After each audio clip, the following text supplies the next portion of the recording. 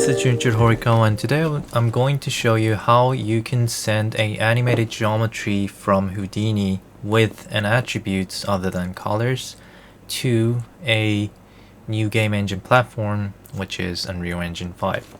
The one you're looking at right now is the one that I have created on Houdini with a animated attributes on top of each points. The spiral emitted pattern is the one that I have added as an attribute on each of the point, and that's the one that I have sent from Houdini to Unreal Engine 5. And the same method can be used for Unreal 4 as well, and could also be imported into a Unity as well. In this video, I'm going to show you the whole process that I did in order to bring the custom attributes, any number of attributes from Houdini to the game engine, in this case Unreal 5. And before getting into the detail how you can implement this, I'm going to show you why you want this kind of technique or this methodologies in order to send attributes with the animated geometries.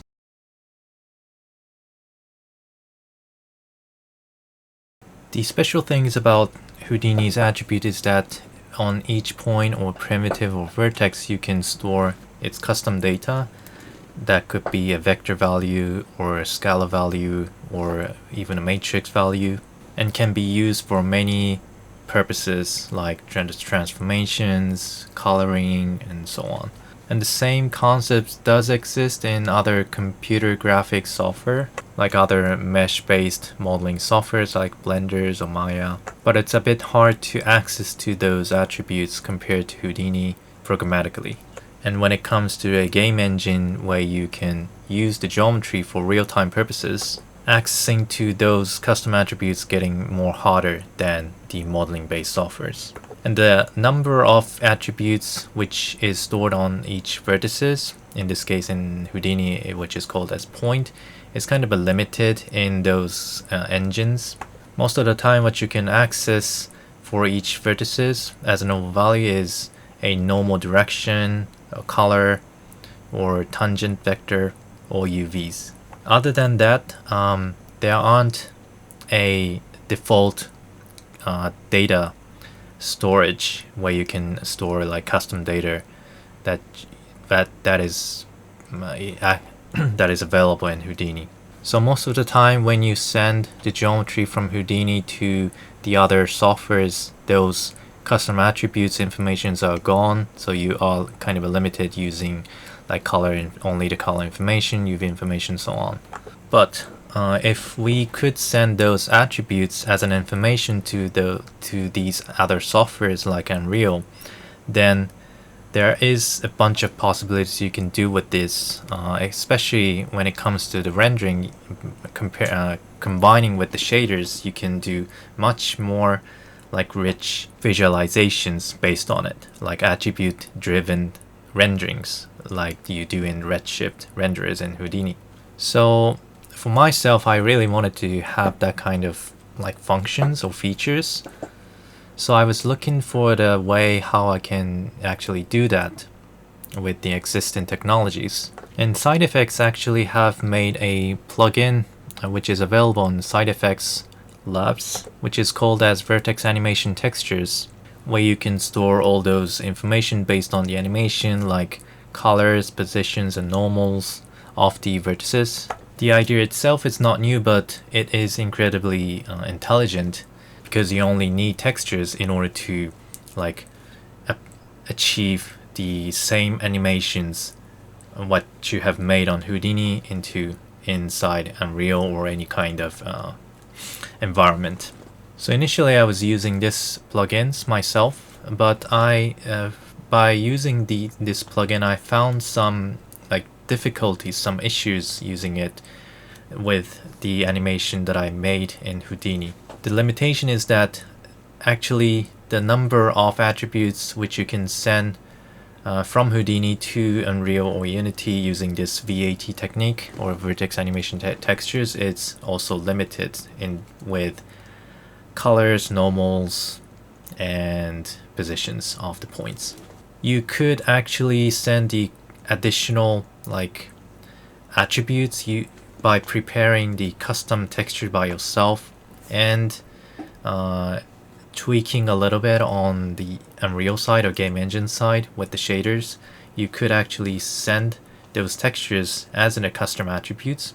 So for each custom attributes, I could create a new textures, just like the colors, normals, positions, and it seemed to work just fine when I have tried it. But I found out that there is a bit of problem using this technique together with the Unreal 5, where it is using the new lighting system, the new global illumination system called Lumen, which you can use it to achieve a real-time global illumination, which is really great. I have tried it out, I have already tried it out, and it looks really beautiful without any like effort trying to place any light with a lot of setups. But one problem with this, one issue with this lighting setup is that the material, there's a material limitation with this lumen, and what that is, the world position offset is not supported. And the problem is that the VAT technique introduced by this side effects plugin is based on the world position offset, meaning it is using the position information from the textures to move the point through the shaders, and that's what world position offset is doing. And because of this, I have already tried, but seems to have a significant light leaks or some reflection problem with it. And another issue with this VAT is that when you try to export the geometry with a non-topological geometry, where on each frame, on each animated frame, when the number of vertices is different, then sometimes the geometry itself just crashes or collapses or breaks up for unknown reason. And I have spent tons of time trying to fix like why it's breaking up, how to prevent breaking these up, like especially the fluid-based geometries where you have the unknown numbers of vertices on each frame.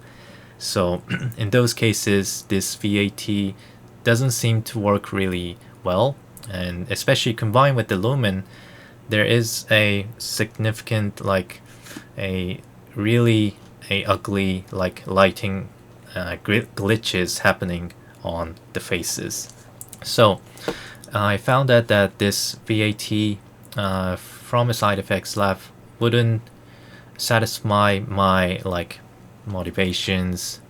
So what I have came up with is to use the cached geometry, the cache animated geometry such as a Alembic or FBX with point cache, with this same technique that's used in VAT, which is an animated textures. So combining those two together, I don't have to use the textures in order to change the position, but at the same time I could use the textures in order to map the attributes on each vertices, on each corresponding vertices. And that is what is actually doing here. I am importing the Alembic geometry exported from Houdini, and also at the same time I'm also exporting some textures, in this case a color textures and an additional custom attribute textures, in order to create this spiral emission pattern. And inside Unreal, I'm combining those two geometries and textures together to create this shading using the technique of vertex shaders. So that is the brief of what I'm going to try to implement today. I think it's going to be a long video in order to do all the stuff at once, but I'm going to try to split the chapters by the index. So if you're interested, please watch by your interest of the topic.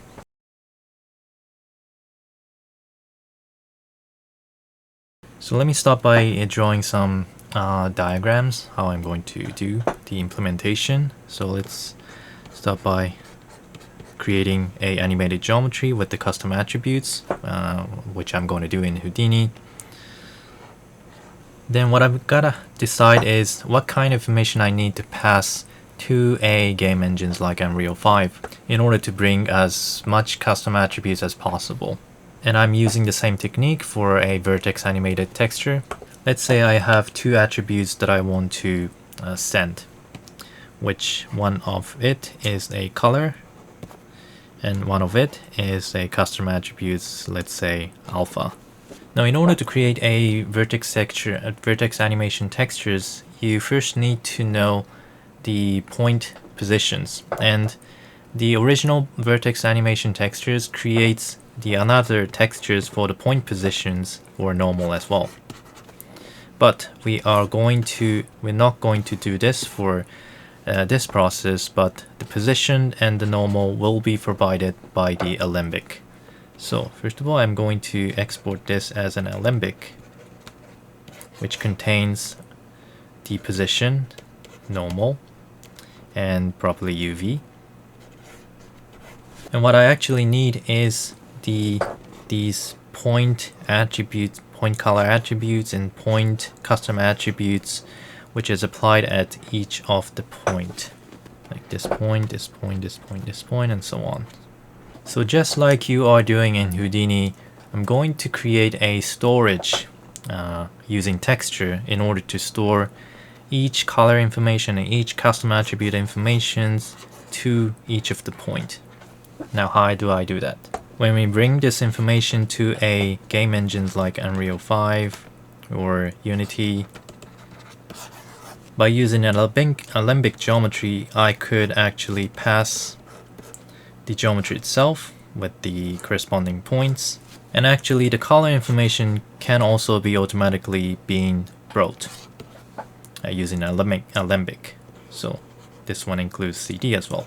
Actually, currently the one that I'm missing here is this alpha value, and this alpha value is going to be applied at each point as well, same as the color attributes. In order to bring this information from Houdini to a Unreal Engine or any imported environment, you need to know which point have which kind of attributes, which you have right here. So for each point on the imported environment, like in the Unreal, you need to check what kind of value is going to come at each of the point. And to do that, we need to access to each of the vertex position, and you can actually do that through a shader in those game engines using a vertex shader. Now, by using vertex shader, you can actually access to a CD attribute or UV or normal or position, but you don't know this custom attributes. So the trick here is that I am going to use one of the attributes, position, normal, or UV, or color, as a point index for each of the point. Then using those index information, I'm going to try to map this custom attributes to the same index information. Now, looking at those attributes like P, normal, UV, or CD, position is used for actually the vertex position, so you cannot really change it. You don't want to really change it. The normal is also responsible for the clean rendering, so you don't want to tweak that as well. UV, if you want to apply the textures, you want to keep that as well. So in this case, I could actually use this color information as a color attributes as the point index information. Then you may ask, then the color information will be destroyed and you cannot really send the color information. Actually not, because you can use the original color information as the position index, and as a custom attributes you can add another color attribute, let's call this col or something, and use this as a attribute which is responsible for the actual coloring instead of this CD or the original CD, which is preserved as a color vertex color in game engines. So the actual color that is going to be drawn on the geometry is actually a additional custom attributes. The original CD is just going to be used as a position, the index of the point. Index of the point. So let's starting from 0, 1, 2, 3, 4, 5, and so on. And it has to be the point index has to be the same as in Houdini so that you can actually map the data correctly from Houdini to a Unreal Engine using the same position, using the same index.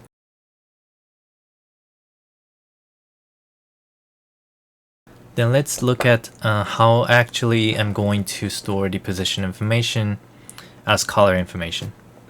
Let's say we have this box geometry, and each point you have this point number in Houdini. Let me just write it up, like starting from 0, and you have 1, 2, 3, 4, 5, and stored as an index information. Now somehow you want to convert these index information into a RGB color information, which for each of the values RGB, the range is in between 0 to 255, which is an 8-bit information. Okay. So combining all those color information, RGB colors information, you can actually store 255 by 255 by 255 number of points in one time, which in result you have in total 16 million points which you can store in one geometry, one texture, or one point as a vertex color, which is the maximum number of points you can use for the single Alembic geometry. Because if you have more points than this one, then you have no more slot available for the color information. So you have to reduce the size of the geometry which you're going to export as an Alembic less than this number. But I guess most of the time it is okay, because this is a pretty high number, like 60 million. You never have that kind of numbers for the game engines, do you? So I think that's fine. So the count up happens like this. So let's say we are going to count these index. We're going to use this index starting from the red colors. So starting from 0, 0, 1, 2, 3, 4, 5, and if it goes more than 255, then the G value will be counted up by 1. So if the this point number is 255 and the next point is the for a red color, then the next point, which is going to be 256, which is going to be visualized or expressed in colors as 255, 1, 0. And for 257 point number, then this one will be expressed as this value is going to be resetted, and it's going to be set as 1, 1, 0. Or actually, this one becomes 1, 1, and becomes 2, 1, 0, and so on. So by using these method, and same for all, if these two values has been reached to 255 for both, then this the last blue value is going to be incremented by 1. So in total you have like 60 million possible numbers by combining these three values. So by doing these equations, you'll be able to store this point number as a color value to each of the point. And when you bring these information to Unreal, then the actual color looks a bit weird because the color that you're seeing in Unreal is based on those point positions. So it's not the actual colors that you want to visualize, but it's just the metadata or the point index information, which you later on going to convert it into the actual point numbers, then use it as a UV value to map the other custom attribute informations.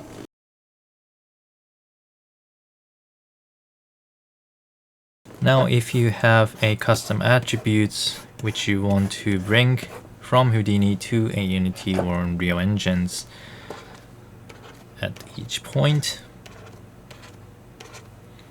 let's say A1, A2, A3, A4, and so on. What you want to do now is to associate this color value together with this custom attribute that you want to bring from a Houdini to a game engine. And in order to do the association, you're actually going to use the point index at each of the point and use it as a pixel number for the texture. And that is going to be used as an address on the texture, which is at this one. And at each pixel positions, you are going to draw these custom attribute values as a color value. So let's say you have a textures looks like these, which is composed with a lot of pixels, and each pixel has its address starting from, let's say, 0, 1, 2, 3, 4, 5, 6, and so on. And when it goes to the end of the width, then goes to 11 and the next row, and so on. Each of the pixel corresponds to each of the point position. And at each of the positions, what you want to do is to convert these custom attributes, in this case these values, as a color.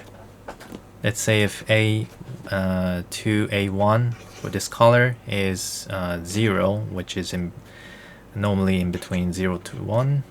You want to normalize this in between 0 to 1, and if it's 0, then it could be a black color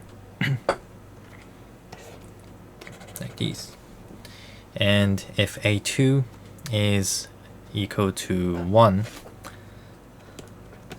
then in this case the value could be white, and so on. This custom attribute could be a scalar value or vector 2 or vector 3 up to vector 3, because you are going to express the information as a color, so you can actually convert the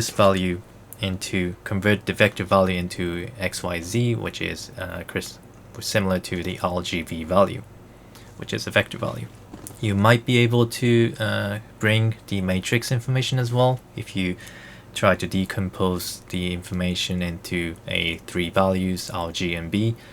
But the easier way is to use either integer, float, or a vector value for the value you want to transfer. Now do this process for whole points until you have a bunch of pixels filled with all the informations at each of the point. And you have just created a texture, a Vertex Animation Texture, for a single frame, which is the static object right now. Now the Alembic geometry is the animated geometry, and you want to bring out the animated geometry as well as the animated attributes in each of these frames. So in the next frame, the geometry might look like this, which might have additional points as well, using some simulations or something. But what you're gonna do is pretty much the same for the next frame. You just want to append all those point information as the color. First get the point indexes like you did in the previous frame. Then together with those point index, you're going to map the attribute values as a pixel color for a texture. And you do this for the whole frame where you want to do where you have the animations. In the end, you end up with a single textures containing all the point indexes, as well as the custom attributes, as well as the animation frame information. First time I heard about this concept, I thought it was really clever, and by trying to implement this out by myself, yeah, I think it's really clever. And it's really fun to implement this as well, especially if you really love the concept of attributes in Houdini. This really makes a lot of sense. Now the single textures contains one custom attributes as an animation, so if you want to have more attributes, more than one, then you're going to create a bunch of similar textures which shares the same size as a pixel value, the texture width and height. So the number of the pixel for each custom texture should be the same, because the point position doesn't really change. Only the pixel color value will change based on the custom attributes value. And if you want to bring the point color, then one of the texture can be used as a color value. And for the other textures, you can bring your custom attributes that you want to use in a shader or in a material editor in the Unreal Engine, such as like animated, like reflection, information, roughness, metallic, Fresnel, any animated information you can bring. You can even use it to blend the textures by using as a mask or animated mask, which could be also interesting.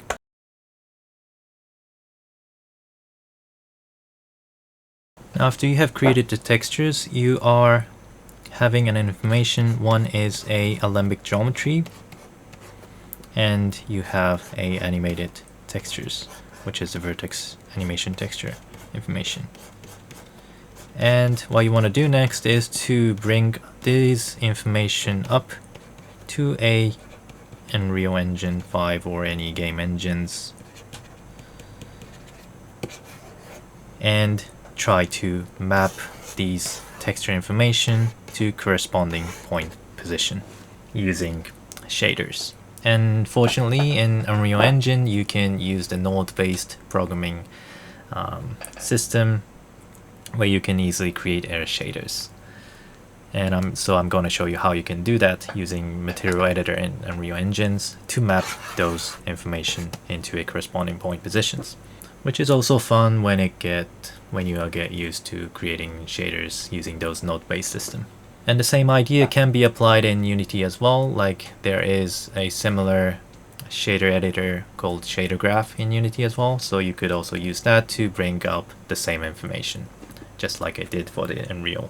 The reason why I'm using Unreal now as an example, because I wanted to really try this new Lumen global illumination system with Houdini. That's the only reason. So in summary, inside Houdini, I'm going to create a animated geometry with attributes, then convert it into a texture, then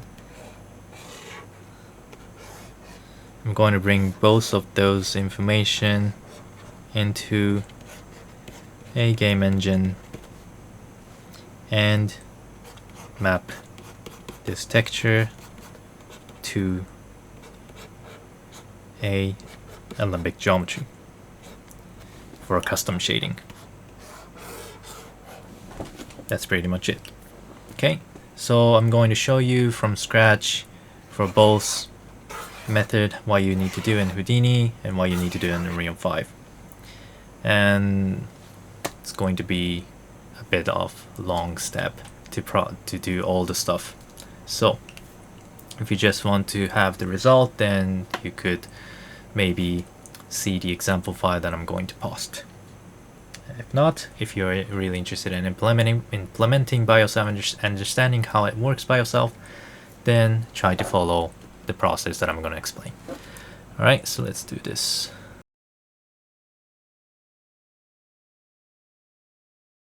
Now in Houdini, as I said, there's mainly two parts to do the implementation. One is to just create the attribute geometry, geometry within attribute, and that is pretty simple things. I mean, just like you always do for any other geometries. So I'm gonna make it a really simple geometry as an example. And in order to convert it into a texture, I'm going to use a COP node, COP system, to convert the geometry into textures and actually render it as an image, which is going to be the specialty of this process, for the first step. Okay, so let's try to do this. Okay, first of all, let's try to create a animated geometry with an attribute, which is not the main goal here, so I'm gonna make it really simple. I'm gonna make it really quick. So if you're not interested in those parts, you can just make your own geometry by yourself. The one thing that I would like to try out here is the geometries that it's changing its topology at each frame, which is a bit hard to bring out using the original VAT from a Side Effects Labs plugin. And I would like to show you that it works just fine with the topological change in geometry with this method that I'm going to implement. Alright, so let's do this. I am going to start by creating a single point. I'm going to start by creating a geometry node. I'm going to make it really quick, starting from the add node. Let's make it at the 0, 0, 0. And I am going to animate this point to create a trail. So let's do the solver. Let's use the solver. Starting from the center point, I am going to move this using some noise-based function like a call noise maybe. So let's call this mover using the point wrangle, and I am going to create a seed value based on the position. So let's try to create a variable from the P. I'm going to create a vector 4 seed value for the noise function using x, y, and z from the point position, and using a frame for a time-based animation. So I'm going to multiply this by some threshold value or scale value, which is going to determine the smoothness of the noise based on the time. Alright, let's start by 0.3. Then I am going to create a mover direction for the point to go. I'm gonna call this direction, and let's create a direction from the curl noise. Curl noise using the seed, vector 4 seed. Okay, I think I have misspelled curl noise, right? Now that I have created the vector value, I'm going to update the point position using this direction and probably multiply by the distance how much you want to move at each frame. Okay, let's say this value is 0.1 or something. Alright, let's try this out. Okay, so going out of the solver, let's check this out by playing out the animation. I think, yeah, it's moving fine. Let's reduce the number of frames to 100 because we want to test it fast. Okay, so let's also create a trail using the trail node to see the pass. Alright,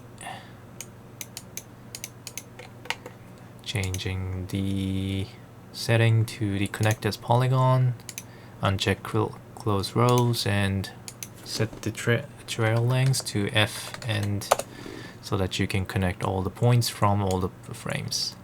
Alright, now it looks a bit jaggy, so let me go back to here and change the scale for the time-based value. Now let's see if it's going to make it a bit smoother. Alright, acceptable, I think. Let's create some attributes from this curve. One of the attributes that I could think of is to get the tangent vector from each of the point. So let's try to use the polyframe for that purpose. Polyframe. You can get both the normal direction and the tangent u. Let's rename this normal direction to something else. I'm going to name this as direction, and let's try to visualize this value, which is later on I'm going to bring these information as a texture, as a custom attributes, convert it into a texture. Okay, so let's create the marker for the direction as a vector value first. Alright, and then let's also create another value to show up the tangent u, which is also a vector value. Let's also change the color to red or something. Alright, looks a bit long. Let me open up the display option to change the scale vectors a bit smaller. Okay, so these are the information that I would like to create for now. And let's go to the next part. So I'm going to create another information which is based on the point number at each point. So starting from somewhere, where did it start from? Okay, so starting from here to the end point, we'd like to create the attributes going from 0 to 1, like a u value, UV's u value for the curve. In this case, I can just calculate it by dividing the point number, the current point number, by the total number of the point. So let's create that information by using the point wrangle. I'm gonna call this info or pt info, something like that, for each point. First of all, I'm going to get the current point number and then divide by the number of points. So endpoints 0, and I would like to create the range from 0 to 1, so I'm going to subtract by 1, and then also to be able to divide with the integer, I'm going to make it as a float so that you get the float result. Let's call this ptnum f. Alright, now I am going to then store this as a float attribute for now, called as info, so ptnum f. Let's check this out.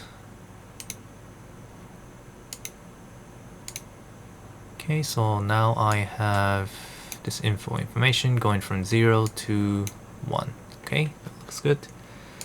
Okay, now you cannot really bring the geometry like a curve, so let's make this thicken. I'm going to do it simply by creating a pipe geometry using polywire. Okay.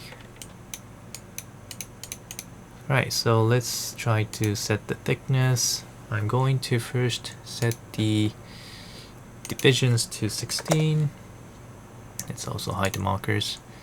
And let's also set the radius to 0.2, which might be a bit too jaggy. I might need to make this a bit more scaled up. Let me go back to the solver and try to move this a little bit more. Let's say 0.15. Gotta reset this. Okay, it doesn't really change much. Okay, so I want to make it more smoother, so I'm going to go back and change the move to 0.1 and also scale to be 0.1. Alright, and let's see if this could make this a bit more smoother. Alright, looks better, a little bit better. I have this kind of a twist here. Hopefully it is fine. Okay, looks a bit better. Okay, I would like to reduce this twistness, so let me change the a little bit of seed by adding some additional value to this point, original point positions. I'm going to just add some seed value. Let's call this some big value here. Try to simulate. Okay. Not so well, is it? I guess the thickness is a bit too thick. Still okay. I'm gonna make this smoothen out a little bit using smooth. Alright, then going back to this one, let's make this radius a bit thinner. Alright. Something like these. Okay. Looks okay now. Okay. Now I am not sure if the Alembic can send the quad faces, so let me also try to change this as a triangular faces, and I'm going to use the divide node. You might not need to do this after all, but just in case. Okay, let me also make this a bit more smoother, so I'm going to introduce some resample node somewhere around here. Resample. Setting this size to 0.05 or something. Alright. Looks good enough. Okay, let's try with this shape. Animating like these, changing topologies, meaning changing the number of points. Okay, that looks good. Now I am going to first of all calculate the normal, and it's the things with the Unreal. If the first frame doesn't show up any geometry, then it seems like the animation won't start in Unreal. So let's start from second frame, which looks like these. Okay, so that you have a geometry to start a rendering. So I am just going to use the time shift to shift one frame. So in this case, at $f plus 1, so that from the first frame you can start from the second frame. Alright, looks good. Let me change this to points. I don't know, to make these smoother. Alright. And in Unreal, a unit is used as a centimeter, so currently this geometry is a bit too small because it's like 1 centimeter size. So let's scale this up a little bit, like by 100, make it 100 centimeters size or so. So I'm going to use the transform node, scale it by 100. Alright. Okay, now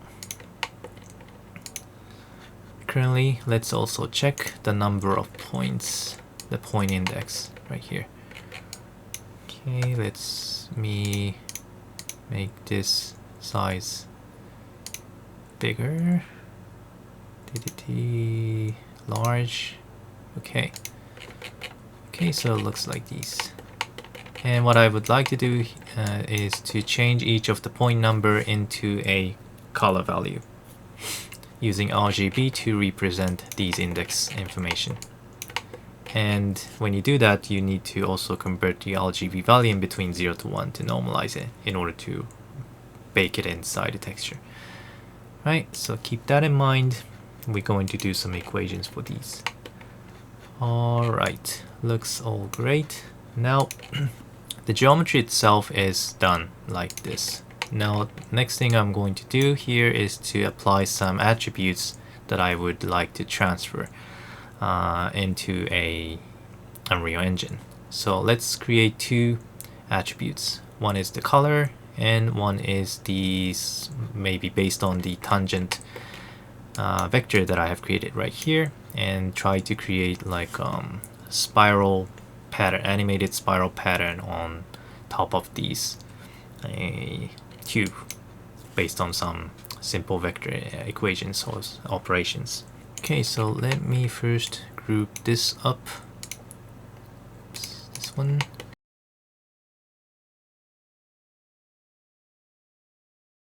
Now first thing first, I am going to map this point number for each of the point into a color information. Okay, and just like I have explained in a sketch, I'm going to try to use RGB, which is in between 0 to 255, and use all of these colors to represent the numbers between 0 to 16 million. In this case, you don't have that much point numbers. In maximum, when the frame is at 100, the maximum point number right here is around 3000, so totally possible. Okay, so let's do this. I am going to use the point wrangle and create this color value based on the point number for each point. So let's name this ptnum to cd. So this process is pretty important. You might need to be careful, check carefully what I'm going to do here. Now, just as I said, the point number is going to be converted into a R, G, B value, and each of the value is between 0 to 255, which is an 8-bit integer value. If the point number is in between 0 to 255, then you can just use the red. Now if it's more than 255, like from 256 to some other values, then the G value is going to be used. If R and G being used for whole 255 and 255, then the last B value is going to be used and counted from 0. Now keep that in mind, and the equations in order to convert this point number into a separate value R, G, and B can be done like this. First of all, a R value can be evaluated as a total point number. I'm going to call it as PT, and calculate the remains with a 255, or I mean in this case 256. So if the point number becomes 256, then this value becomes 0. Okay. And if this becomes 257, then this becomes 1. Okay. Now for the G value, it is going to be calculated like this. So first of all, divide the point number by 256. Okay. And get the floor value. So if the point number is equal to 256, then this value will be 1, and this value will be 0. So it's going to be G is equal to 1, R is equal to 0, and that's 256. And if it's 257, if this value becomes 257, I mean this point number becomes 257, then you are going to divide 257 by 256 and get the floor, which is equal to 1 again. For the R value, by getting the remains, dividing 257 and 256, you get 1. So 1, 1, R becomes 1, G becomes 1, and that is equivalent to 257. Okay. And and the last, this G value, there's a possibility that this G value becomes more than 255. So you are going to also calculate the remains for this whole calculations. And when this value becomes 0, then the next blue one will be incremented by 1. So for this last one, you're going to do the similar calculation but twice. So first of all, calculate the floor of a point number divided by 256, and again you are going to divide this result by 256, then get another floor value, and that is the third integer value that you want to calculate to transfer the point number into a RGB. Okay, so this is the equations, and let's try to implement this in Houdini. It's not that hard. Alright, so first of all, let's get the point number, which is at ptnum. Okay, now let's get the RGB value. So first of all, the R value is going to be at ptnum, calculating the modulus between 256. Right? Now the G value is going to be at ptnum divided by 256. Let's make it float and calculate the floor. Then again, get the modulus, get the remains by calculating the modulus by 256, and that's the G value. Now the B value is going to be a similar stuff, getting 2 floors and 2 divisions. First of all, you divide the point number with 256, just like you did for the G value. Then you again divide this value by 256.0 and get the floor. As a result, you'll be able to get 3 combinations of integers, which represents the original point number, right? And you, by using a reverse equations, you can bring these 3 values back to the point number, which you have to do inside Unreal Engine. Okay, so keep that in mind. Now, in order to actually use it as a color value, as a vertex color value, in order to bring it together with the Alembic, you need to make this value in the range between 0 to 1. So let's divide this by 255 so that you will be able to have the value in between 0 to 1 for each RG and B. So let's call this RF is equal to R divided by 255.0 float GF, R divided by 255.0 float BF is equal to R. Wait a minute, this has to be G, this has to be B divided by 250.0. Alright, now that I have 3 informations, let's convert it into a color and apply it as a color attribute, which is going to be automatically sent as a vertex color together with the Alembic. So set RF, GF, and BF. Alright. So if you look at this color, the color looks like these. Well, now this is not the actual color you want to visualize in Unreal, but this is just the information that is going to be used as a point index, so don't forget about that.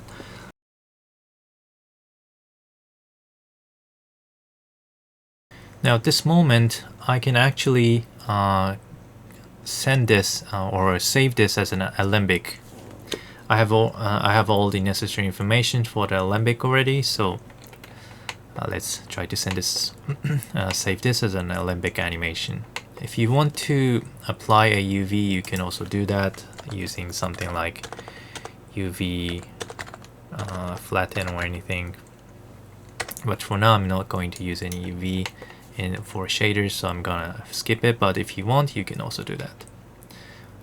Which in this process, it doesn't matter if you have it or not. Okay, so let's use the raw Alembic output And I am going to set the valid frame range from set to the render range, so rendering from the first frame to the 100th frame. Okay, so in total you have 99 frames. And the name of the Alembic, let's say I'm going to name it as rope ABC. Format doesn't really matter, so I think all is okay. I will just save to disk. And the Alembic file is going to be saved as a rope ABC. Let's try to see this if the geometry has successfully been saved. I'm going to use another Alembic to import the Alembic geometry. It's this one. Okay, and if I move this, yeah, I think it's loading. Okay. All right. So let's connect to a null node somewhere around here to say that this is one of the geometry that you really need to have. Okay, so let's say Alembic out. Let's color this to make this shown as a special geometry. Okay, let me group this out. Alright, so I've just exported the Alembic. Now the next thing you want to do is to try to create the textures using a COP network.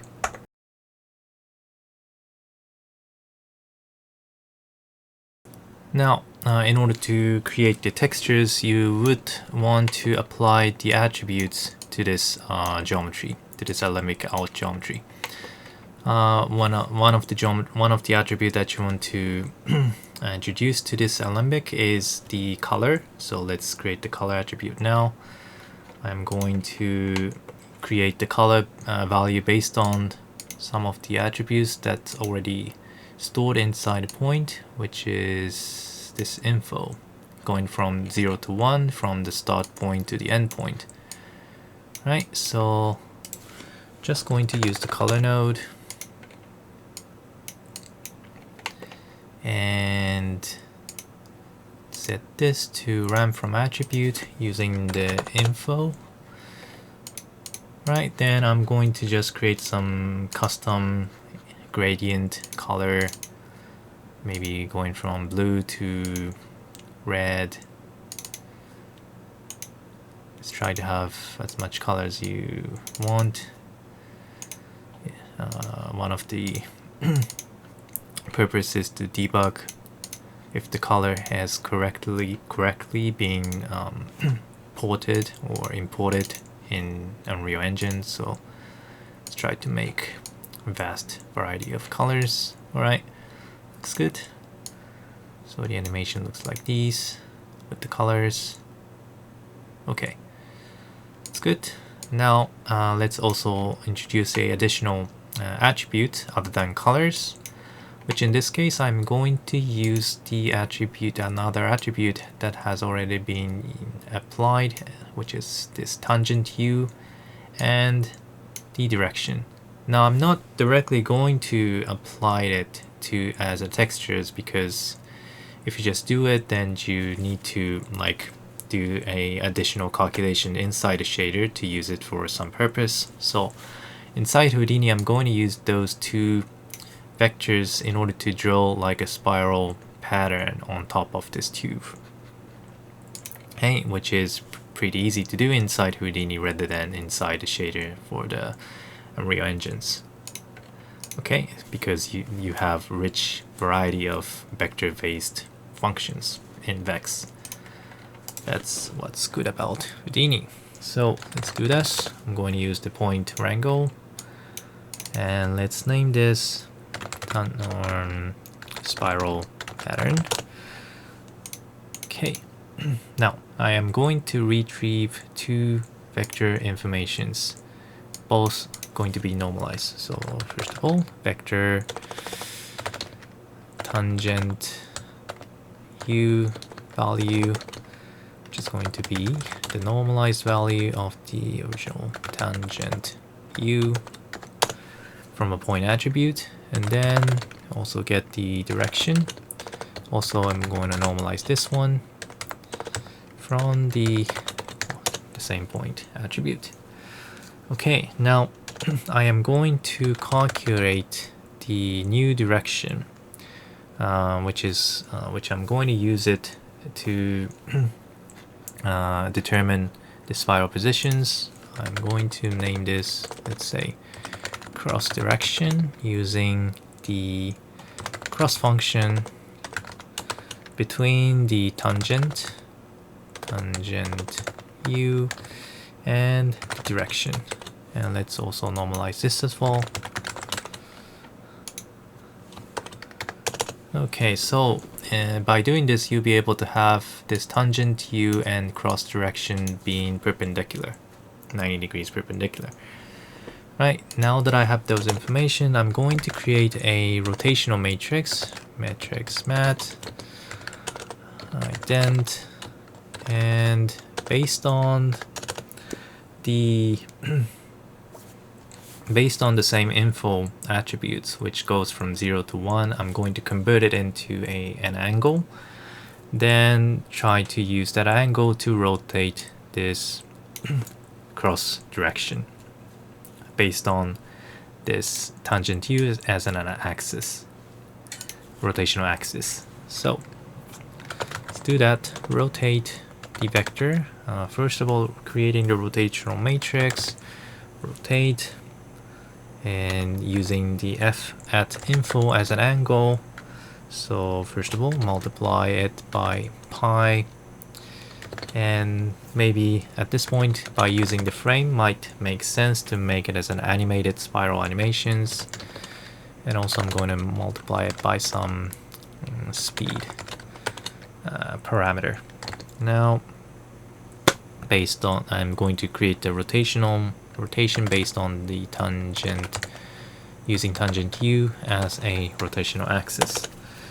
Okay, now I have created the rotational matrix. I'm going to actually rotate this cross direction, which is perpendicular to the tangent. So cross direction multiply equal with matrix. And let's try to view this vector value to see in which direction it's facing. So I'm going to update the directional vector with this cross direction and see how it looks like. I already have these markers, and let's also update the tangent because currently it's a bit too huge. Tangent u, because I have normalized it right here. Alright, so let's scale up the vectors a bit. Okay, so these yellow lines are the cross direction that I've just created and rotated. Yeah, it looks like it is rotating. And if I play the animation, the yellow line should be rotating along to the frame as well. Right. Now that I have this angle information, I'm going to convert it into some float value, where you can use it to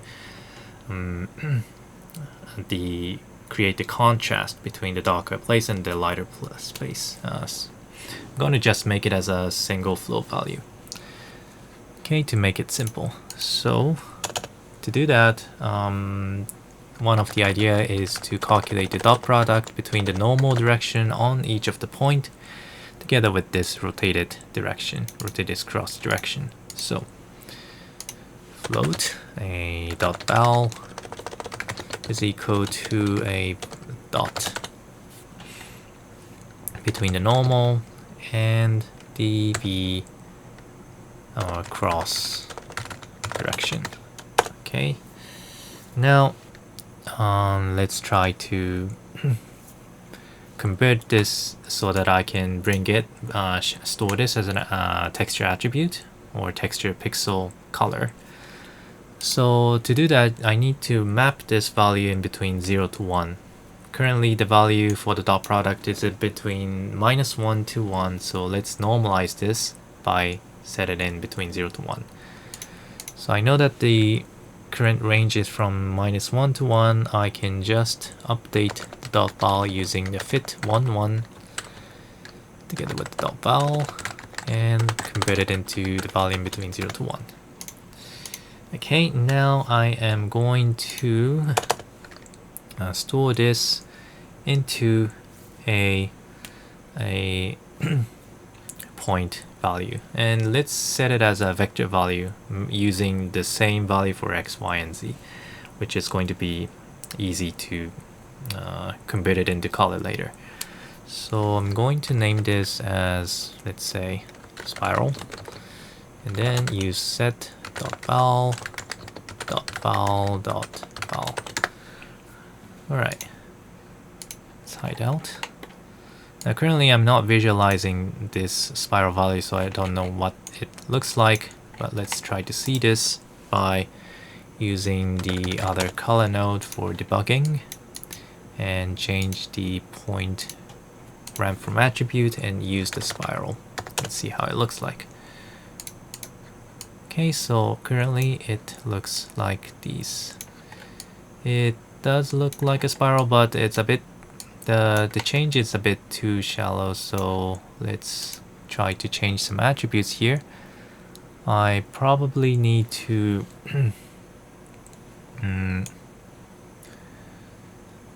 change the speed a little bit. Currently it's 0, so yeah, now it looks like what I'm looking for. Like if I change this to 0.3, okay, it doesn't really look like it's moving. Let's try to increase this value a little bit more.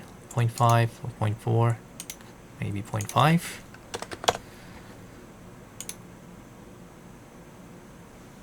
Okay, is it moving? Maybe I can move it into the other direction by making it negative. Not so much, is it?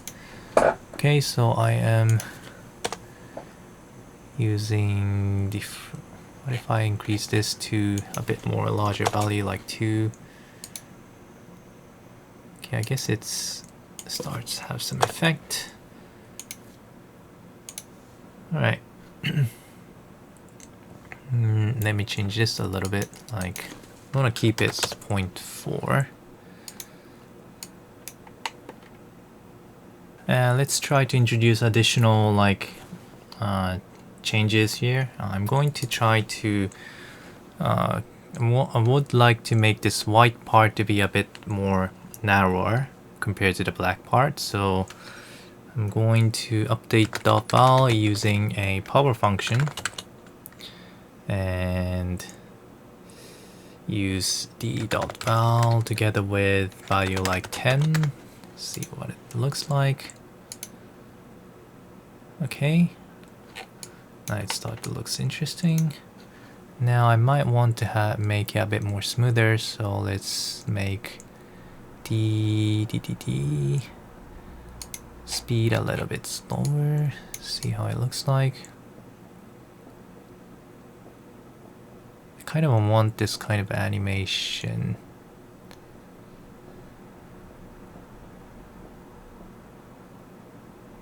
But currently doesn't give much of a animated result, so I'm also going to use a power for this frame as well, maybe 0.5 or 2. That's too much. And increase the speed a little bit. Okay, starting to get interesting. Alright, that's good enough, I think. So this is going to be used as I'm going to try to use this information as an emission, where white part will be brightened, the black part will be stay as the original color. Okay, so let's make sure that the volume between 0 to 1, going back to the spiral pattern, looking at the spiral attribute. Okay, where is that? Okay, right here. And let's stop the animation in the last frame. The maximum is 1, the minimum is 0, so I think that's fine. Alright, so everything is set in terms of the attribute. Let's then try to convert this information into a texture. Currently we have two information. One is this color and one is this spiral attribute. So let's have both attributes being converted into a separate texture. Now I don't want to override the color, so I'm gonna delete this, the second color. So now I have two attributes, color and spiral. Let's connect the information into another null node. I'm gonna call this as geo with attributes. So until this part, I think you don't have any problems making it because it's the normal process you always do in Houdini.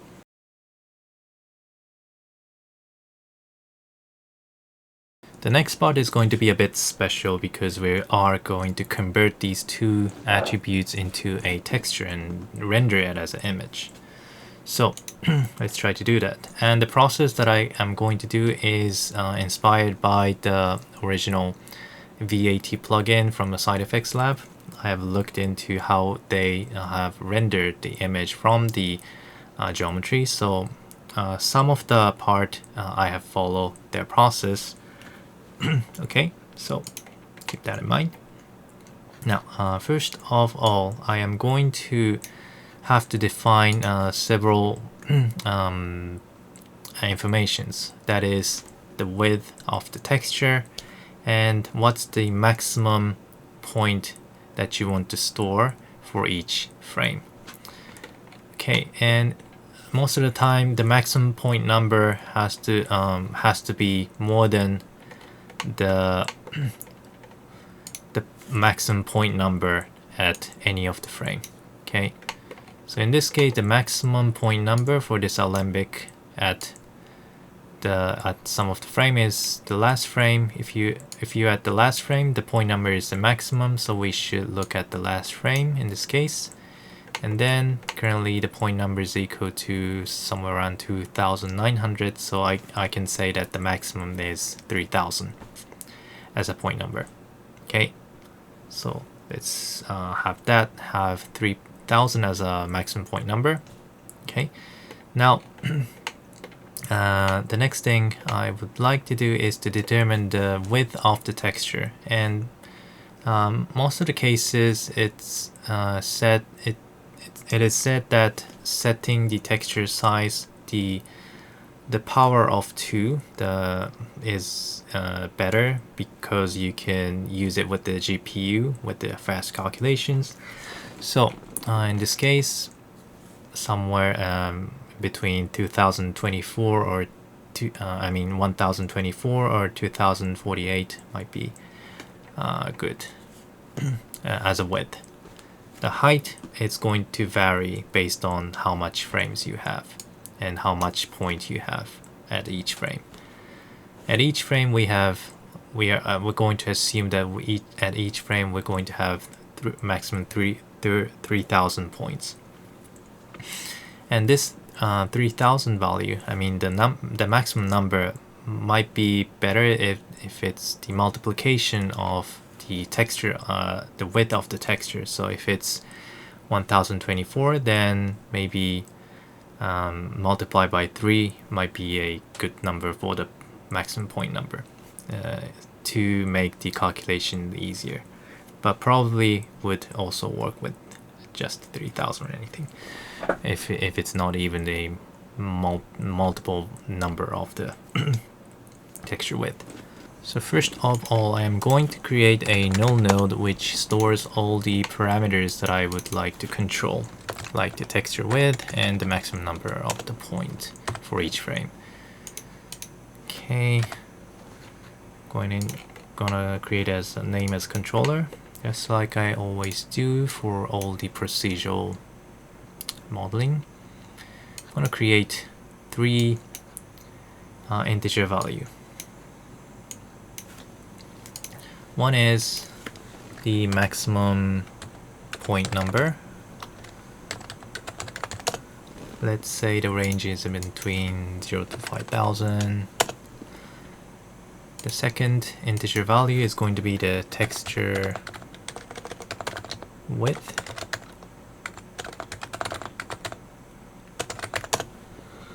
Which in this case, let's say in between 0 to, should be more than 1.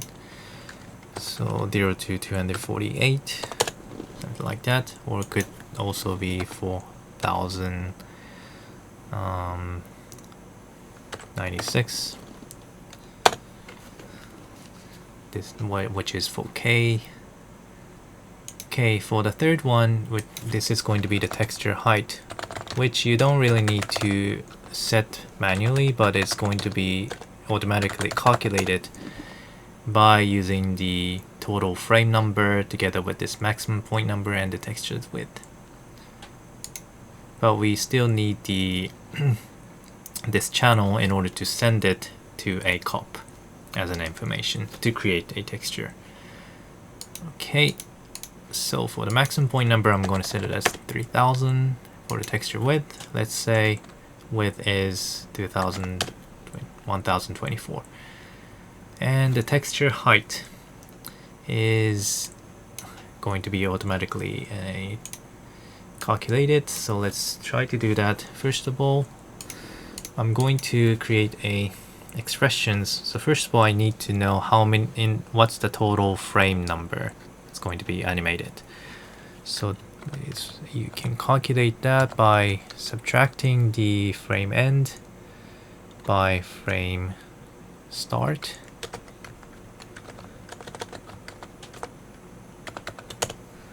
Okay, that is 99.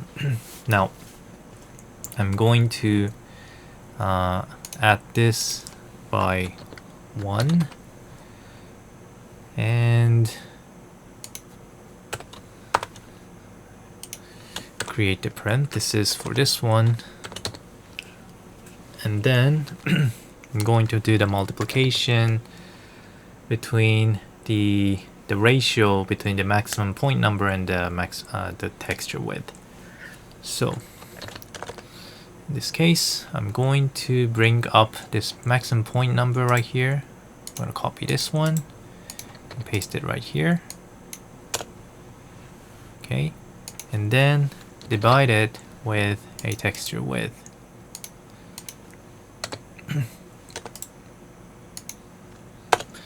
As a result, you'll be able to get a float value, and which is probably somewhere around to 93 point something. Now, you want to calculate the ceiling so that you have all the pixels being covered by this height. Okay, it's been 2293, so seems like this is the final result. Okay, might need to make this into float value just in case. Okay, still 293, so that I guess that's the value.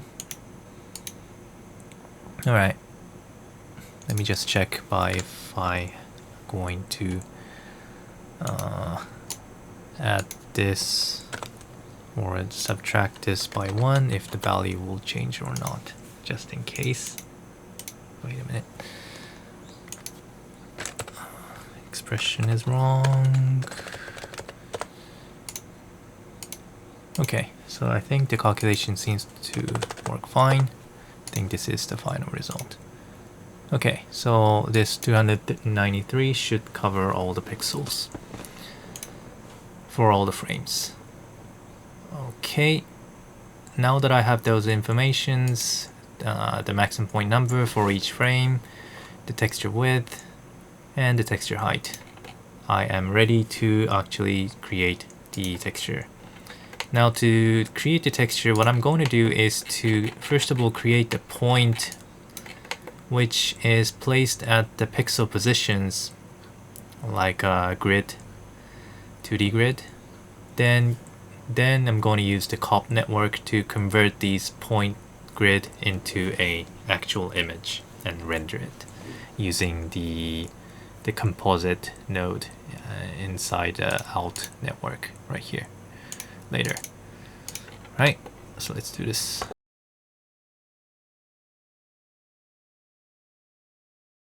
Now in order to create the texture, we need to access to each of the geometry at each of the frame.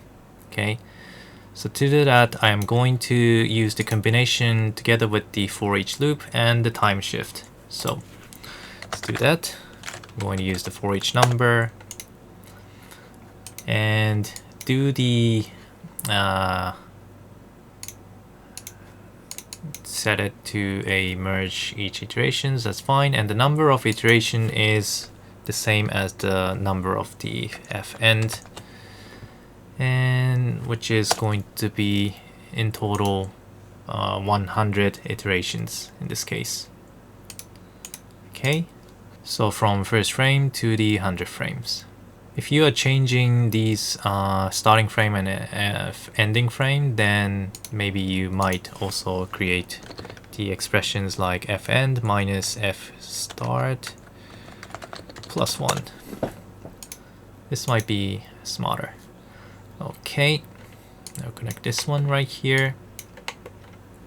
And first thing first, for each iterations, we want to access each of the frame. So to do that, we first need to calculate all the animations.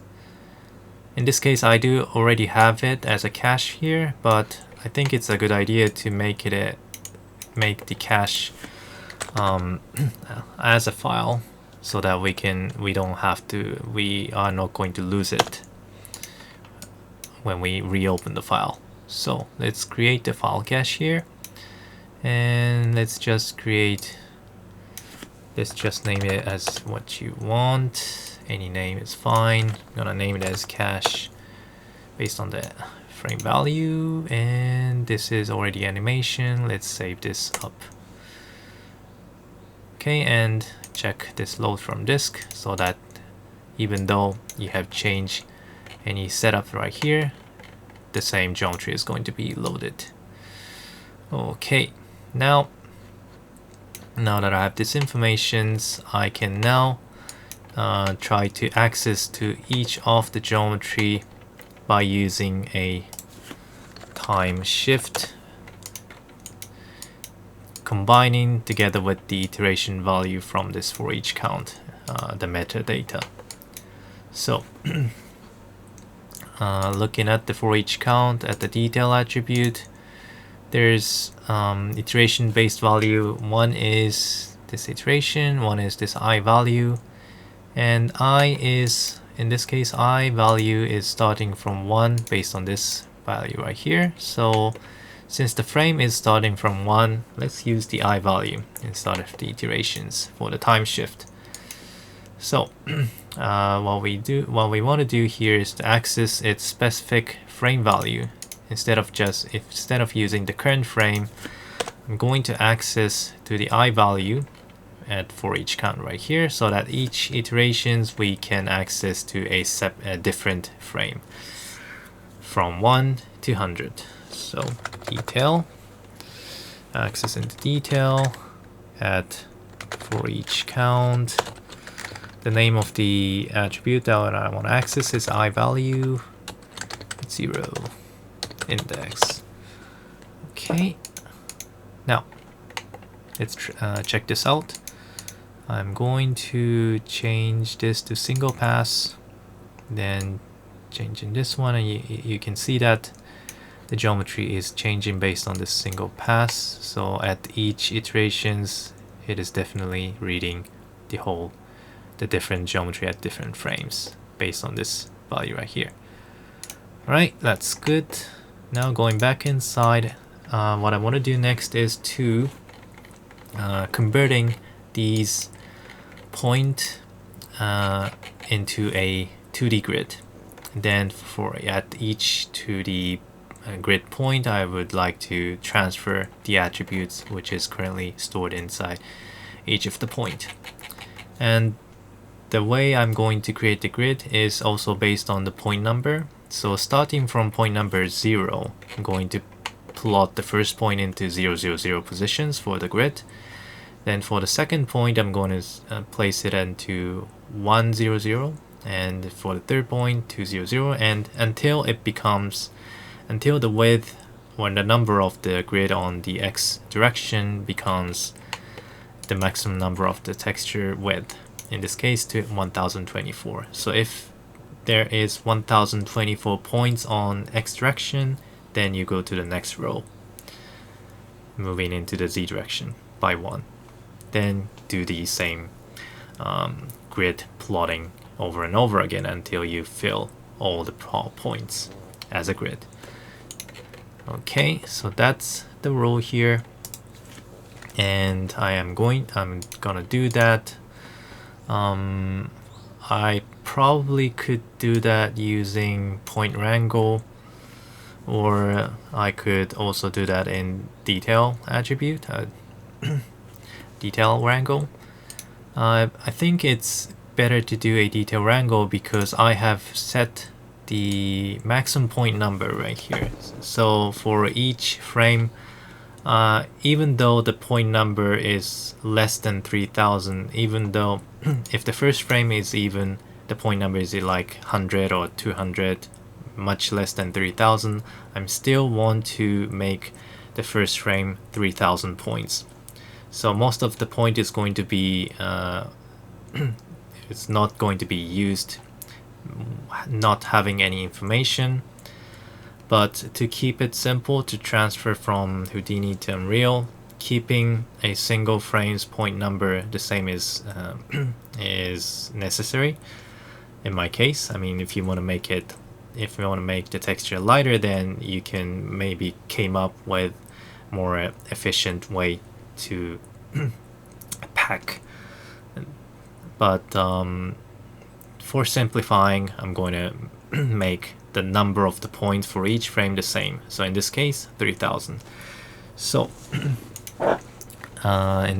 for that reason, I think it makes sense to use a detail wrangle instead of the point wrangle, because point wrangle only activated by the number of current point from the geometry.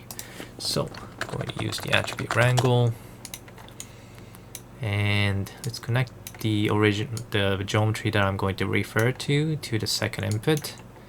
I'm also going to refer to the iteration value, so let's also connect this to the third input. Now let's name this create grid and transfer attrib. Okay, so this is a tricky part. Let's first change this to detail, and I'm gonna bring up all the necessary information first. So first of all, the texture width from the parameter, so chi text width, and what else, the maximum number of points, so max pt num.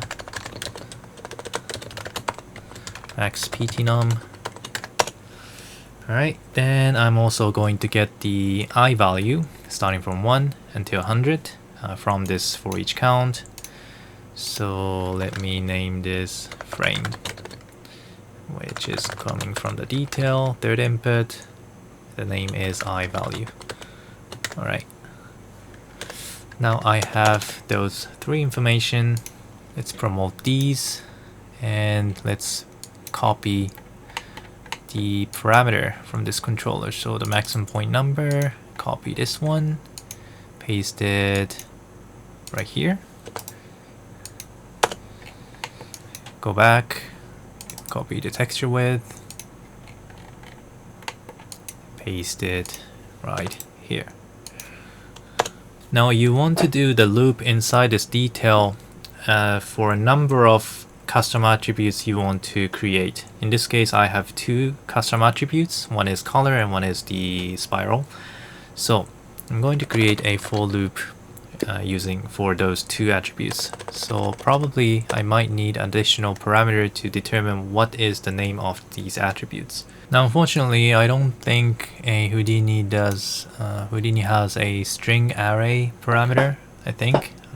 I have never used it for the input. So instead I am going to create a single string parameter and use a comma to split a multiple attribute. I'm going to show you how. So string attribs attrib chs attrib. So first of all, I'm going to create a single string parameter, like named as attrib.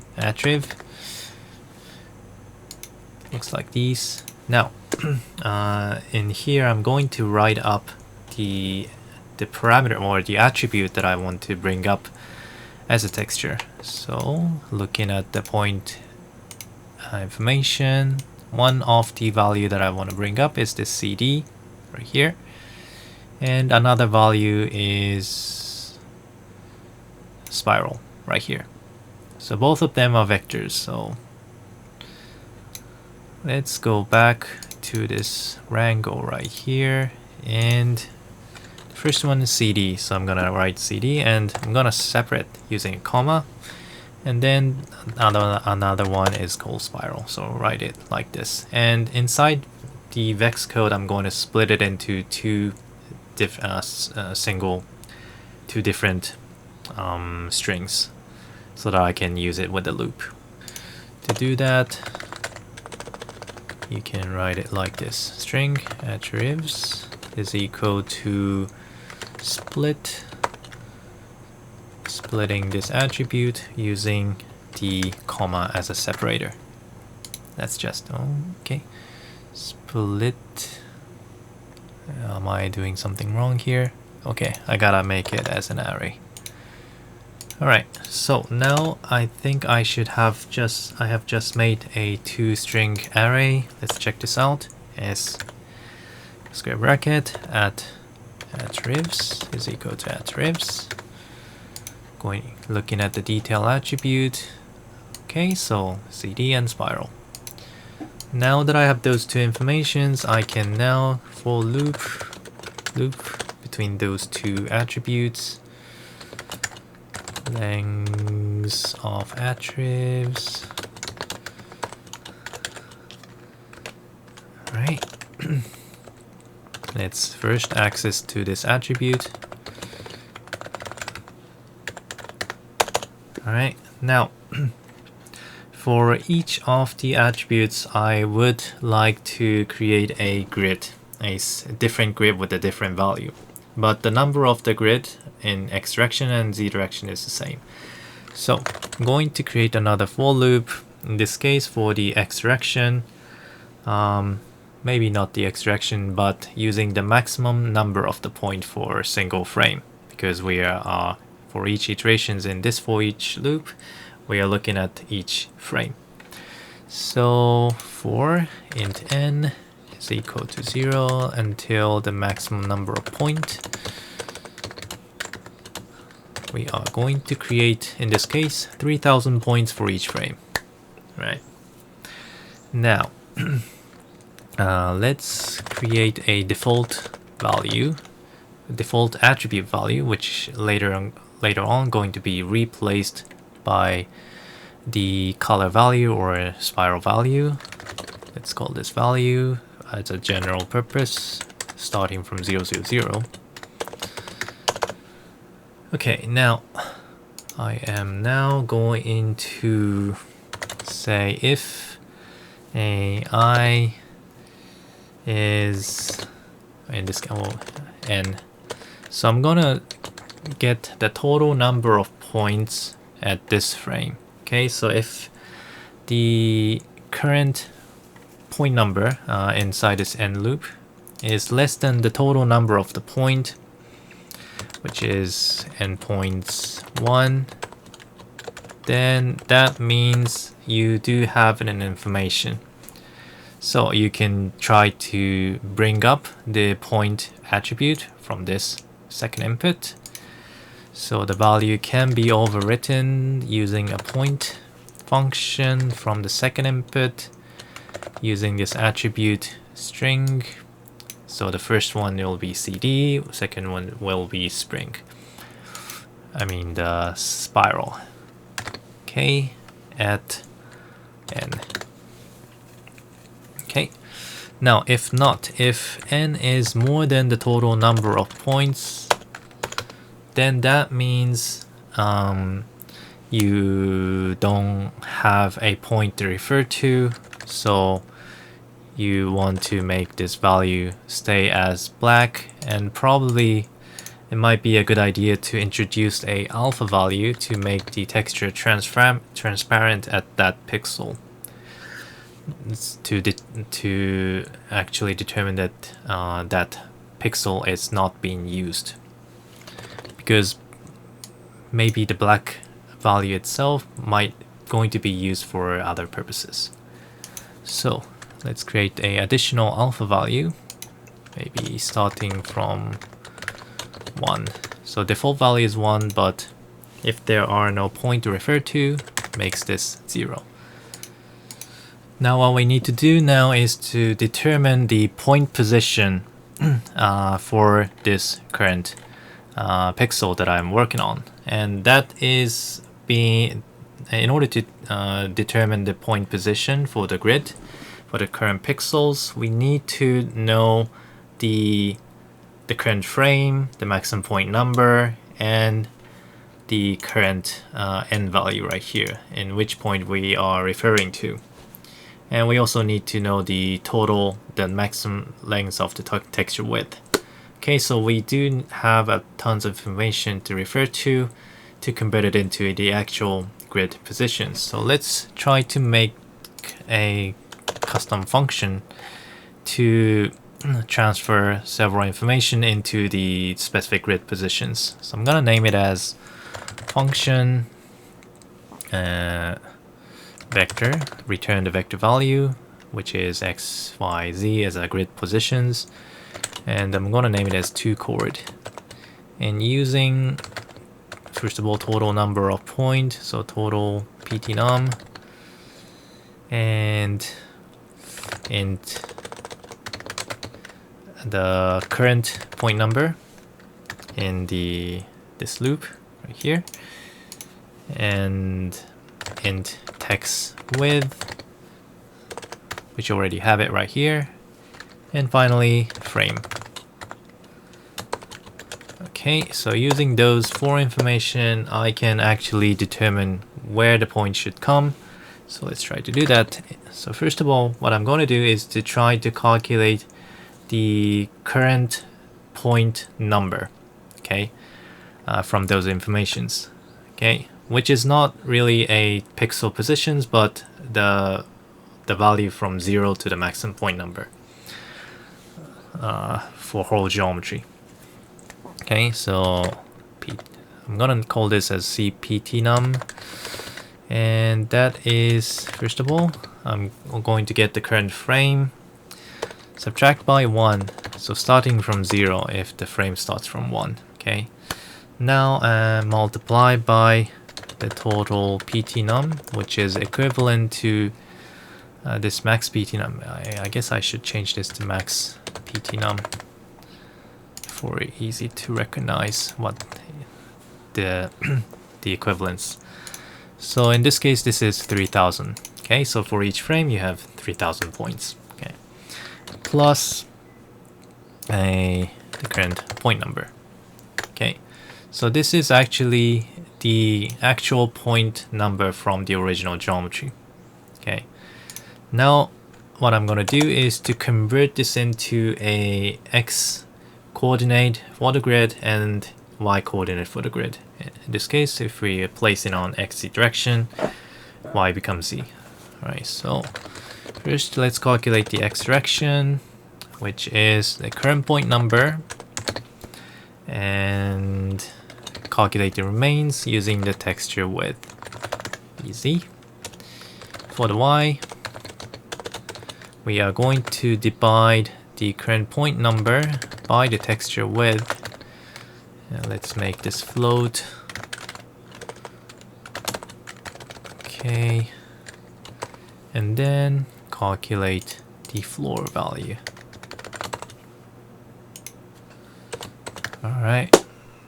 Okay, now that I have those two informations, let's return the value as a vector, set x, 0, y. because we want to use this y value as a z coordinate. Okay, I'm missing semicolon here. Okay, I think it's good. Now that I have this function, it's time to actually calculate, get that informations. I'm gonna name the variable chord using this function that I've just created. So first of all, the first parameter is max ptnum, the second parameter is n, and the third parameter is text width. Is it? Yep. And the last one is the frame. Alright, now let's try to create a point at this coordinate. Int pt is equal to add point 0 chord. Okay, now leaving the loop by connecting this to the last node. I think I have just successfully created this grid pattern. Now let's see. Okay, now I seem to have some missing part right here, but it's not a big problem because it is going to be filled. Actually, I think, yeah, I don't have a geometry right here, but might be better to fill this point out as well by setting this alpha equal to 0. So let's fix this a little bit. So this last point should be added to the last frame. So first we can determine if the current frame is the last one or not. And if it's the last one, then I could increase this max point number to add the point a little bit to fill these all out. So let's say let's create add num as an integer right here and add it to right here.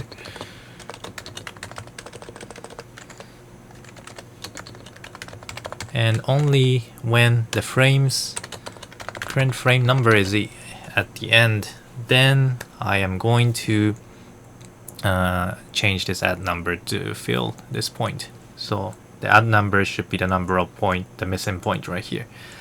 So if the frame is equal to detail from third input, which is num iterations, I think that's the value we are looking for.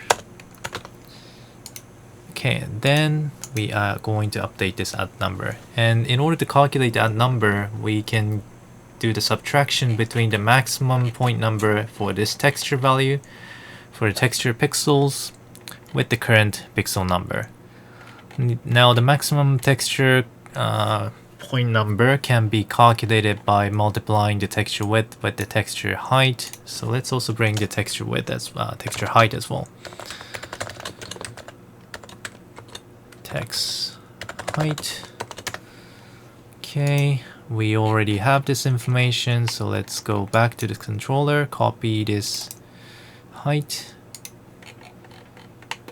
Okay, go back here, paste it. Now, add number is equal to a texture width multiplied by text height. Okay, subtract by a total number of frames, which is for this loop, and the maximum point number right here, which is currently 3000. So currently we have from 1 to 100, so we have in total 100, which is same as this value right here, I think. So let's have this as a variable as well. Int max frame is equal to this value right here. Okay, and then max frame. Okay, and then max frame multiplied by max ptnum.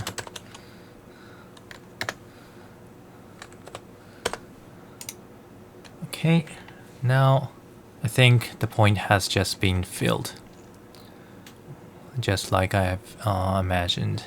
So if I make this -1, you are missing 1 point, so I think it's working just fine.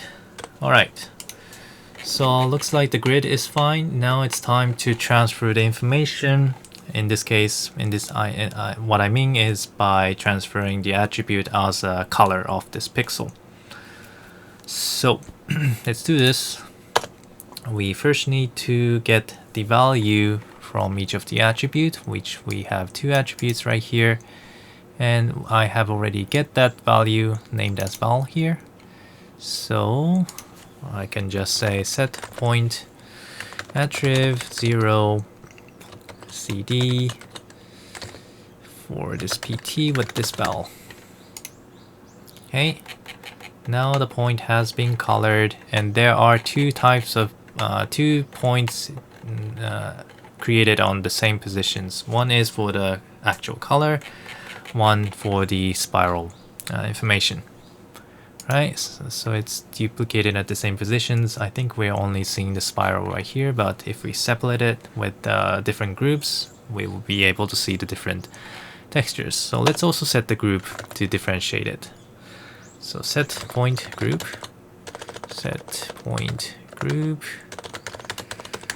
with the text plus a I2A n plus 1 I plus 1. I is the name number of the texture, so I mean the attribute type. So this is going to be the texture type. We currently have 2, so text 1 is the one, the color group. Text 2 will be the other spiral group. Okay, and set it like this. Now, I guess that's the value, and let's also set the alpha value, which is going to be referred by the COP network to make it as a transparent pixels. And set point attrib 0 alpha alpha pt with alpha value. All right. Now I'm starting to see some colors. Looks good. Now I think I have all the necessary information, and just for the debugging purpose, I would like to check if the current width and the height is correct. So let me also apply a additional attribute, which is the x index and the y index, to see if I'm getting the right width and the right height. Set. So 0 x pt with, in this case, int coordinate dot x plus 1, because I want to start the pixel number from 1 until 2024. I mean 1024. Okay, set point attrib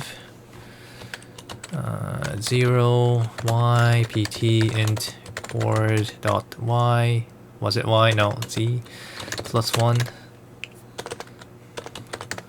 Okay, save this and let's check this out. Going into the geometry spreadsheet, point, I'm gonna check the x value. The maximum is 2000 to 1024. Looks fine. The y maximum is 293, which is equal to the width, the height that I have set here, so which also looks correct. Now I think everything is okay. Now let's try to see 2 different attribute textures by using a delete node.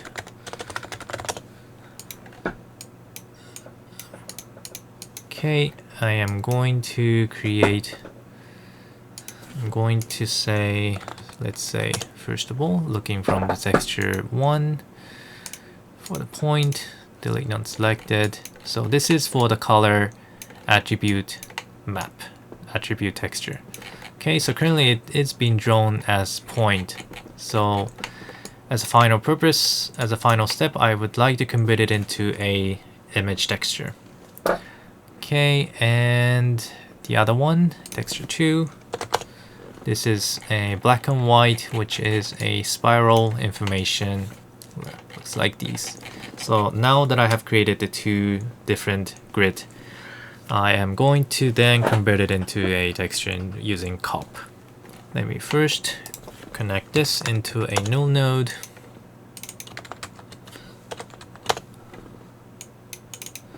Text grid. Well, I'll just call this text. And color this up. Now, in order to use the COP network, I would like to use only one COP network to export two of these patterns. So in order to access two of these patterns one by one, I am going to convert this value right here, this number right here with the frame. So if it's on the first frame, I'm going to use this color frame. If the frame is equal to 2, then I'm going to use the other grid.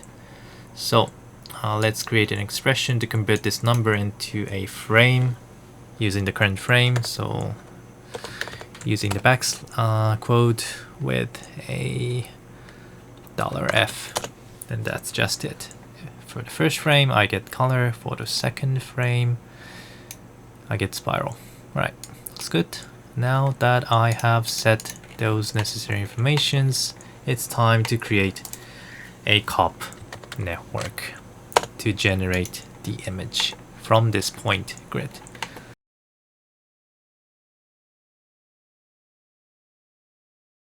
Okay, I have just created a COP2 network. Let's get inside and do the necessary stuff. So first of all, I need to create a empty image which is using the size of this grid.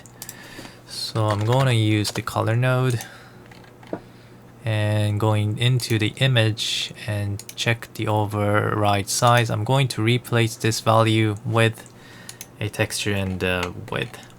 Texture width and the texture height. So I'm going to go back here. Just going to copy this value, copy parameter, get it inside right here, and replace this with these parameters. Okay, going back again, get the height and paste it right here. Alright, so just made the image size. Now let's check what kind of information it can hold. Currently it's the color and the alpha, which is fine. So I'm gonna leave it as it is. Now I am going to use then the BOP network or BOP COP2 generator to retrieve the geometry information, the point information, and get the point position as well as the point color and convert it into a pixel color for this image. Alright, so let's do this. Unfortunately, there are no Rango node for the COP, so we gotta do it with the BOP. Alright, it's not a big problem, I think. Now, the global is the value coming from the original colors, color size. In this case, what we could use is this XRes, which is 1024, YRes 293. So first of all, let's create a total like pixel number by multiplying these two values together. Okay, so multiply like these. Okay, now IX and IY is the pixel number for the pixels going from the left to right and top to down. I think it was like that. The first thing I would like to do is to convert these IX and IY into a point number, which in order to use it to get the actual geometry informations using those point numbers. Okay, so first of all, I am going to multiply the resolution X together with the IY. So first of all, calculate the number of rows, then also calculate the the column number for the last row by subtracting xres minus ix. Alright. Okay, and add it together. Okay, now I'm going to subtract this by the total number of pixels, which is this one. So, and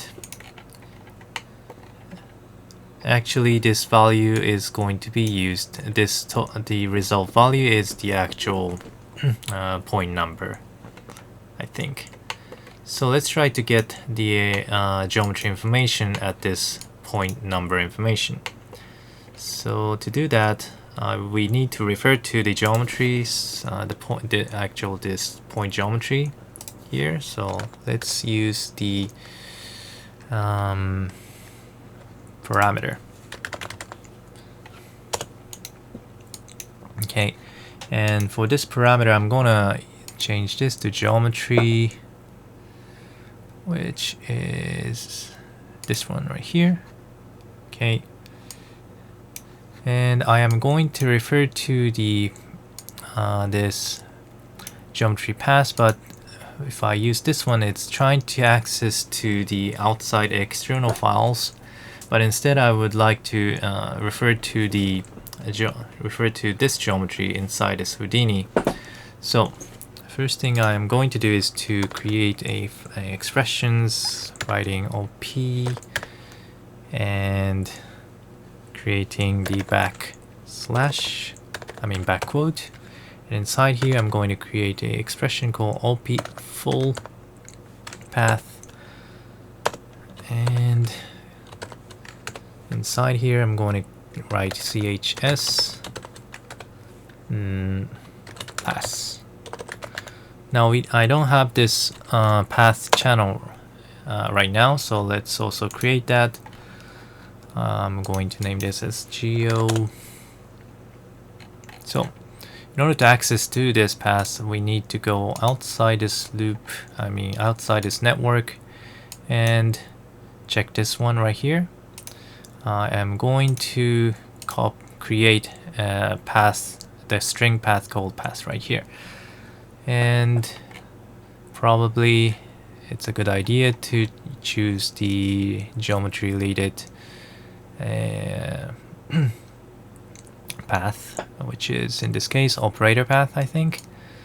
So let's bring this somewhere around here, and let's name this path.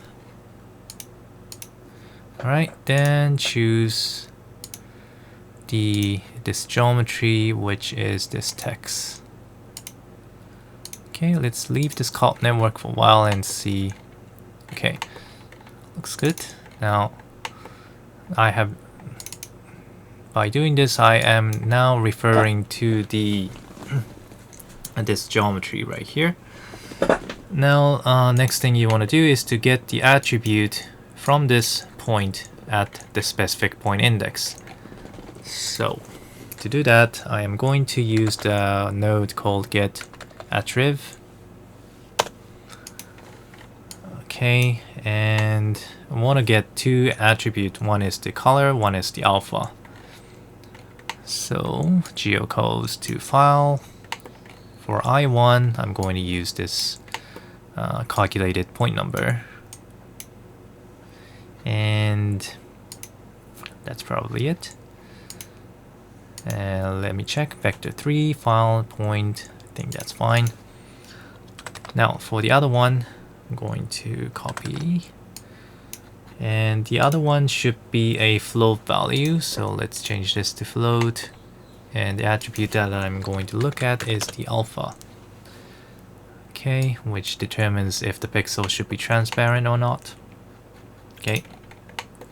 Now that I have those two information, let's change this to RGB a value. So currently I have vector value right here, so let's break this into a float. I'm going to use the vector to float. Okay, then connect this to RGB and connect this one to the alpha, and that's probably it. Okay, and if it works fine, you should be able to copy this value into a texture. Now I don't seem to see any changes right here. Let me see the full size value. Okay, I'm seeing something here. Looks a bit different, so I think I did something wrong here. Let me check what I did wrong. Okay, one place I made a mistake is this multiplication. I was multiplying with the y-res and iy, but actually it has to be x-res multiplied by iy in order to calculate the row number. Okay, other one looks fine, I think. Let's go back and see the full image. See if it looks similar to... Okay, it doesn't. Let me check this again. Okay, let me check.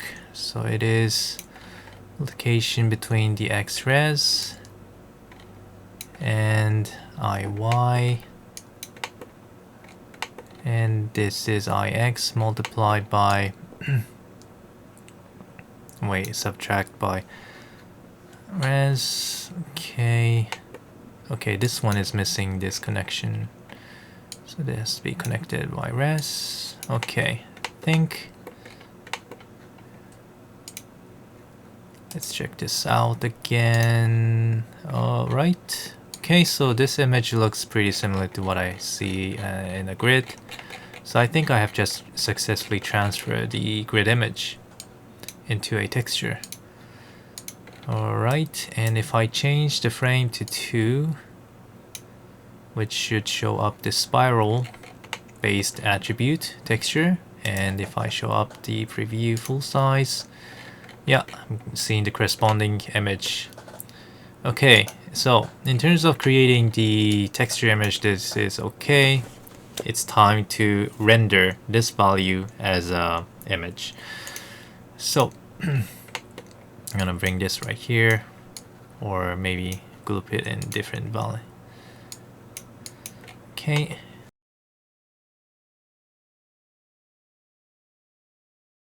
Now, in order to render this cop image, I now go to the out network and create a node called composite.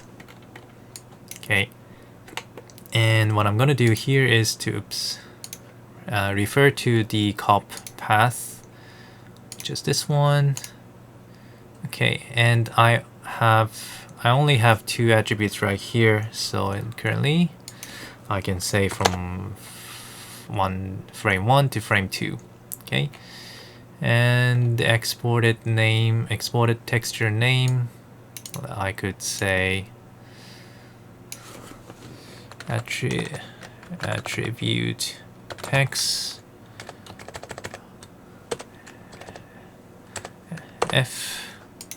exr.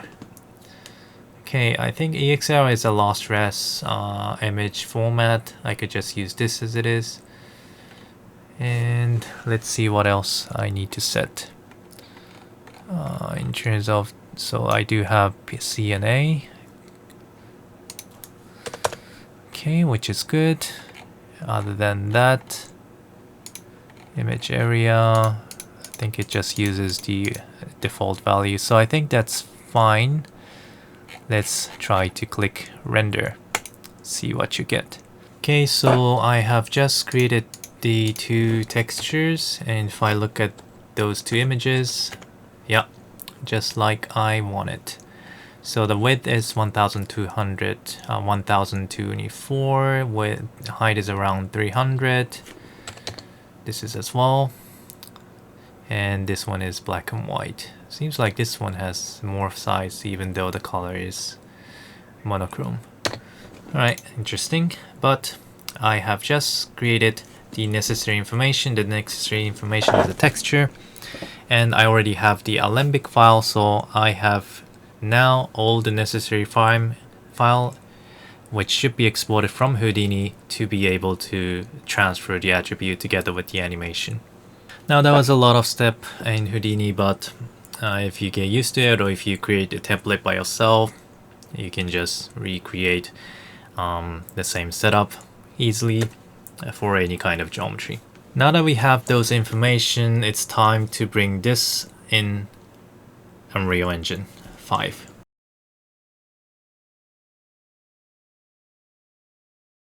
Now, shall we create a new project inside Unreal 5 then? I'm going to go to the game and choose the blank. Okay, choose the blank. As a blueprint, it's fine. Okay, I'm gonna just name this Alembic attribute and create. Alright, so I have this minimal default scene here, the map here. I'm gonna create a new folder to store all the files that I'm going to import. So I'm gonna create a new folder. Let's call this Alembic attribute. Okay, and then I'm gonna copy this default map into this Alembic attribute. So going inside the starter content, inside the maps, and I'm going to drag and drop this a minimal default into the Alembic attribute. Copy here. Okay, now open this one. I'm gonna delete unnecessary geometries like tables and chairs. I'm gonna keep the floor for the reflection. Okay. I also don't need this character start, so I'm gonna delete this one. Don't need this reflection capture, so I'll delete this one. Probably some atmosphere. I don't need this atmosphere fog. This one as well. Okay, I'm gonna make it simple as possible for a setup. For the skylight and the directional light, I'm gonna set it as a movable so that I can get a shadow. I don't need a sound. It's this. Okay, delete these. So probably this will be good enough for the minimal setup. Now for the global post-process volume, I might going to change this later because currently it's a bit dark. Alright, so first thing first, let's import the Alembic first. Now I have copied the Alembic file, rope.abc, and the attribute texture file, two texture files, into a desktop folder. So let's import this one. I can just drag and drop here, or maybe go to click the import, go to the desktop, and where is it? First of all, import the Alembic. And right here, since I'm using the anthropological geometry, topology changing geometry, I'm going to choose the geometry cache from the first frame to the 100. That's probably it. Okay, for the other setup, I think I can just import as it is. I'm not sure about these one. I might need to rotate it. Import.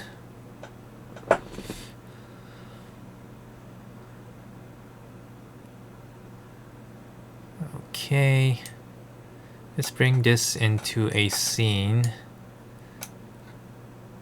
But before doing that, let's also import the textures as well. So import, choose 2 textures, open up. Alright, so first thing you want to do is to change the setup for texture format for these textures so that it will be pixel perfect. So open up, double click, and change the compression setup and change this to a vector displacement LGBA 8. So there will be 8-bit color map. Okay, and also change the power of 2 mode is fine, I think. Oops. I think I need to change one more. Okay, right here, the filter under this tab. I'm going to choose this filter to be nearest. Okay, so that it will be pixel perfect, I think. At least close to the pixel perfect. Alright. You don't want to have a blurred value because this is the information map. Okay, that's pretty much about it, I think. Yep. Now save this and do the same for the other texture. Open up, change this to change the compression to vector displacement, and also change the filter to nearest. Save this. Alright, that's it for the texture. Now bring up the geometry and let's pray this out if this can be played out as an animation. To play this as an animation, I'm going to use this level sequence, which is necessary in order to sync between the texture and the geometry. So I'm going to use the add level sequence. Let's save this inside the same folder. Alembic attrib level sequence. Okay, save this. And I am going to drag and drop this Alembic file and click this track, click this geometry cache component, then again click this track here and choose this geometry cache. Okay, now you are at it with this geometry, which can be played back and forth. Now the frame rate is a bit different from the Houdini.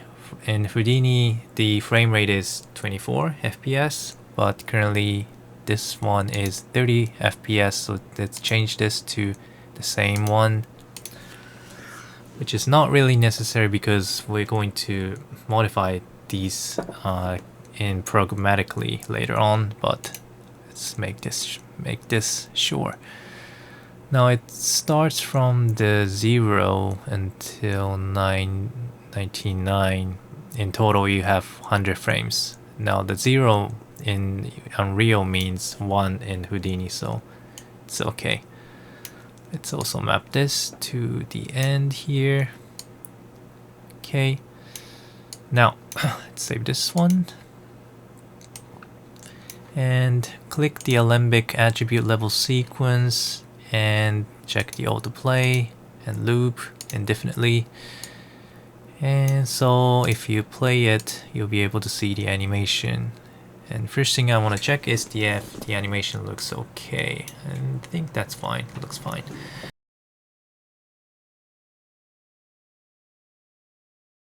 Now in Unreal, in order to bring up the geometry together with the attributes, you need to do mainly 2 things.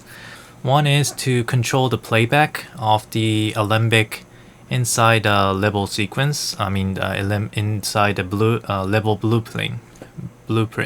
And another one is to create a material, creating your own shader to use the texture that you have exported and map it as a color or a spiral attribute and use it for all your own purposes inside the shader. Now I'm gonna start by creating the updating the level blueprint in order to control the playback of the Alembic with the specific frame value.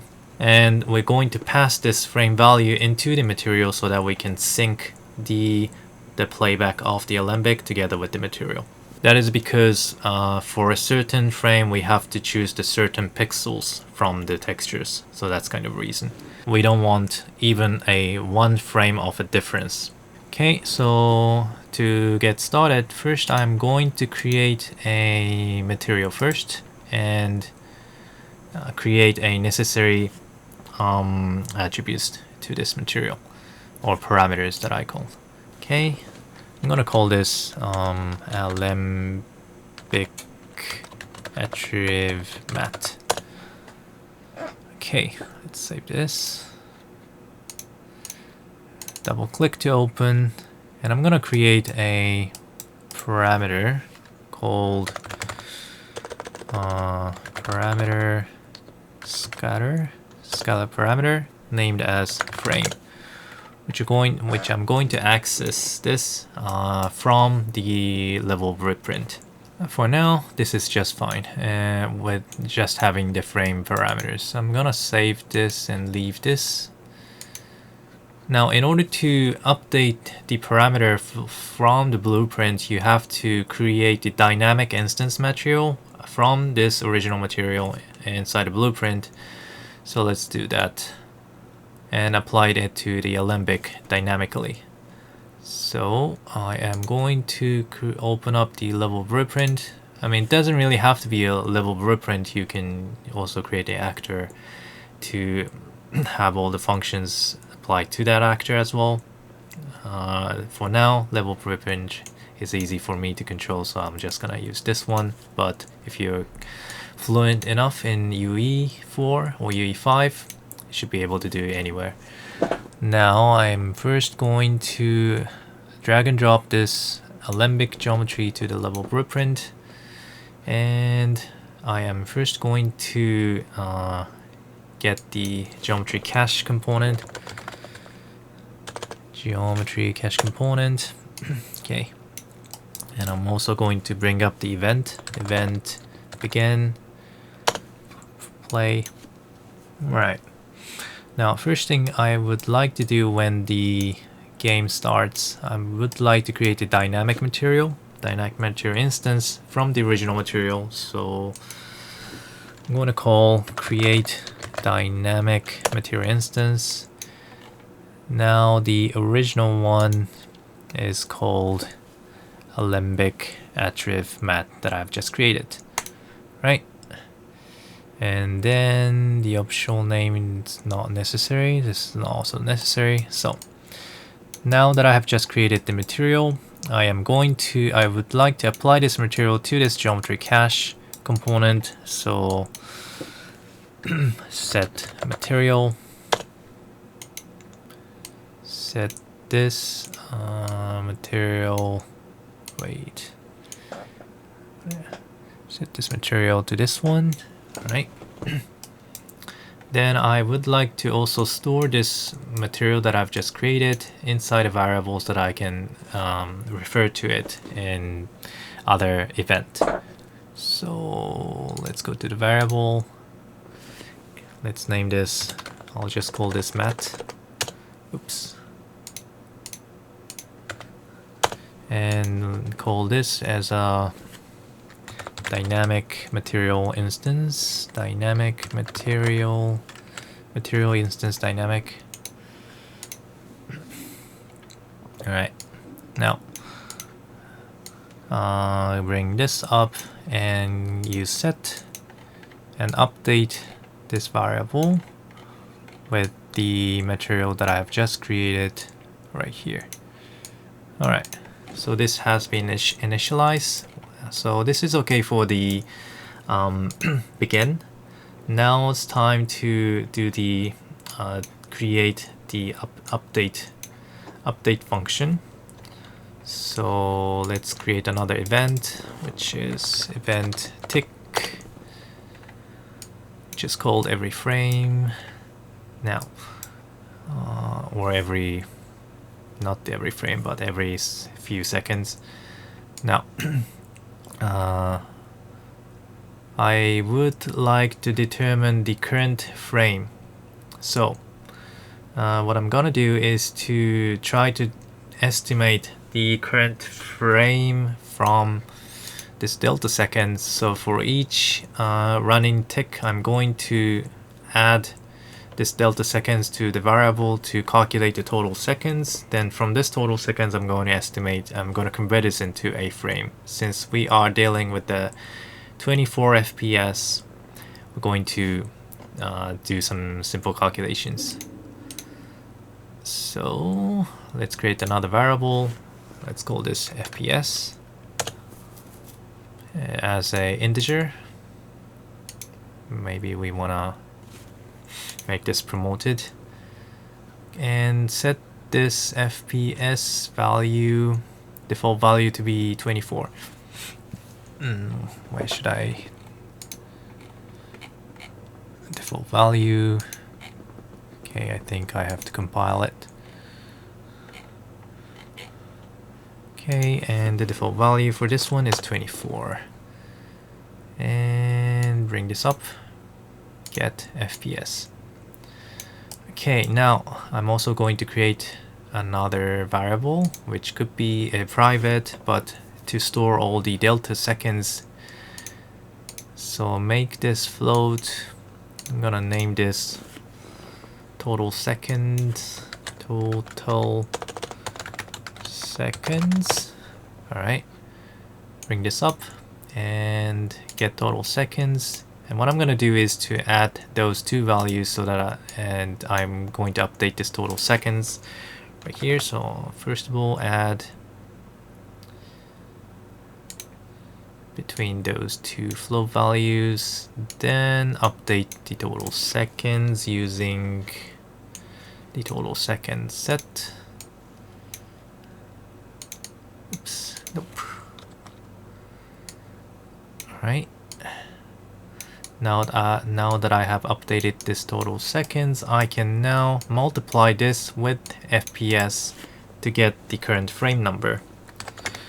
So do the multiplication. Okay. Now currently this is a float value, so let's convert it into an integer value by using a floor. All right. Now, next thing I would like to do is to, since I also don't want to like make the number of frames go over the total frame size, the total frame number, which in this case 100, I think, or 99, because it starts from 0. Let's create that variable as well. So how should I call total frame as an integer, and let's set it as 100. Might be 99. We can change that later. So let's change this to 100. But I think it's fine with the 100, because what I'm gonna do here is to calculate the remains, so the maximum will always be 99, so that's fine. Do the modulus between the integer. Okay, like this. So the frame value will always be in between 0 to 99. Now, what I'm gonna do now is to update the current frame value. So I'm also going to create the current frame integer value. I can set this total frame as a promoted parameter, I guess. And for the frame, it should be okay with the private. Then update this frame with like this. Now, this frame is going to be used and passed into the material parameter. Okay, and also it's going to use it to control the playback positions of the Alembic, in this case a level sequence. Okay, so I need to control the play sequence positions, which is this one. I'm going to drag and drop this one again this time, then try to get the sequence player now. Sequence player. Okay, get sequence player, and from this one I am going to call the function called set playback position. And there is a way to use the frame as a playback positions. So first I'm going to connect this network right here, and by right clicking this or by bringing like these, I can create a make movie scene sequence playback params as a structure. Now do the same for this frame. Again, do the same. And finally, I can input a integer value to right here, which I want to input the frame value that I have updated right here. So get that value and place it like this, so that the current frame will be used to control the playback sequence. So I am not going to let this level sequence play by itself, but I'm forcibly changing its playing positions by this way, which is because I want to synchronize its position together with the material, okay, texture position. Alright, so next thing I would like to do is to use the same frame to pass it into the material parameter to retrieve the necessary pixels from the textures for the attributes. So I'm going to get this material and call the function from this material, which is set scalar parameter value, which is this one. Connect it right here, and the parameter that I want to control is called frame, and the value that I want to input is this frame value. So I'm going to bring this back again, connect it right here. Now it automatically converts into float. It's not a problem. Alright, so that's pretty much it for the level blueprint, and if I play it, the animation should start. Let's see if I play it. Okay, and it should start even if I set this level sequence not auto-played or don't loop. It should all still play and play in a loop. Alright, looks good.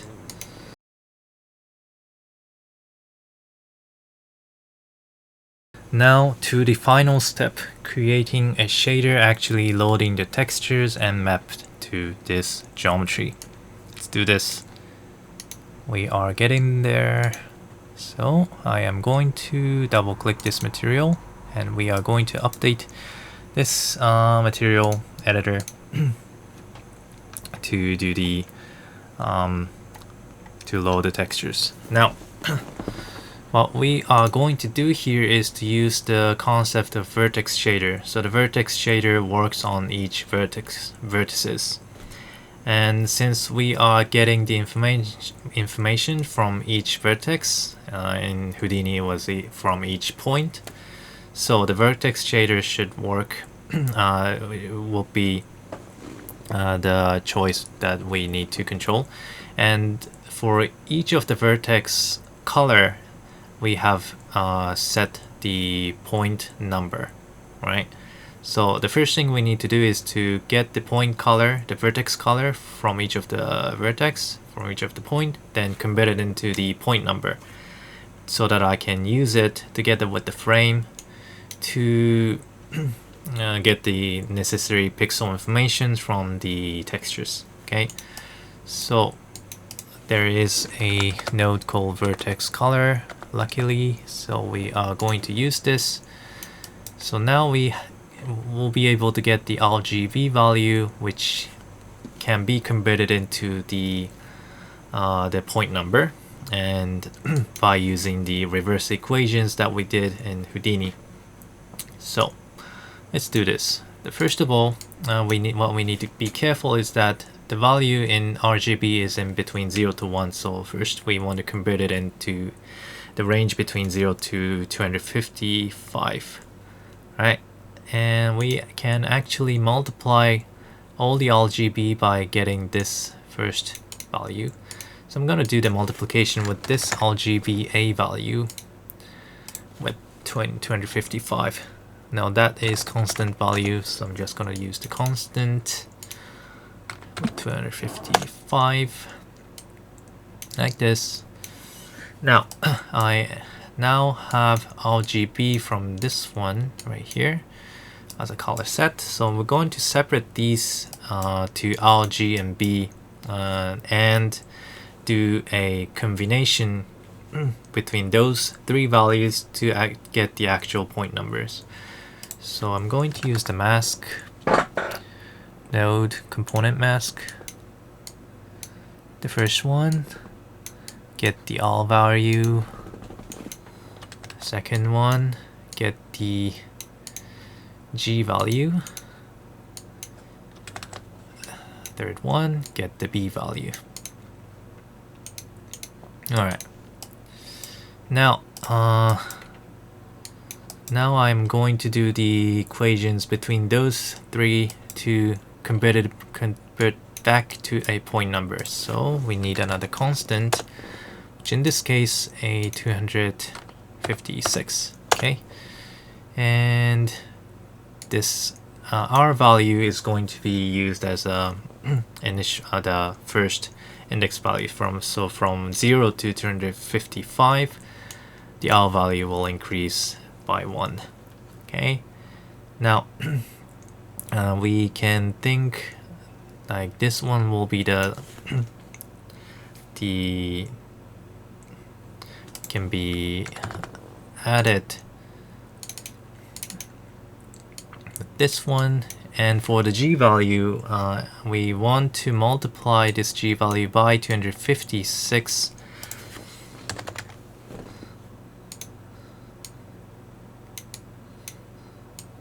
Okay, and add it with a R value to get to do the combination between R and G. For the B value, we want to multiply this 256 2 times.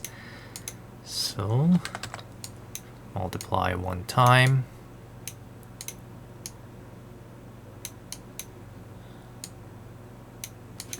And multiply another one more. Or we can just use the power function with 2 exponent. So base comes here, the exponent is 2, and multiply with this value. I guess the calculation cost is pretty much the same, doesn't really matter which way you do.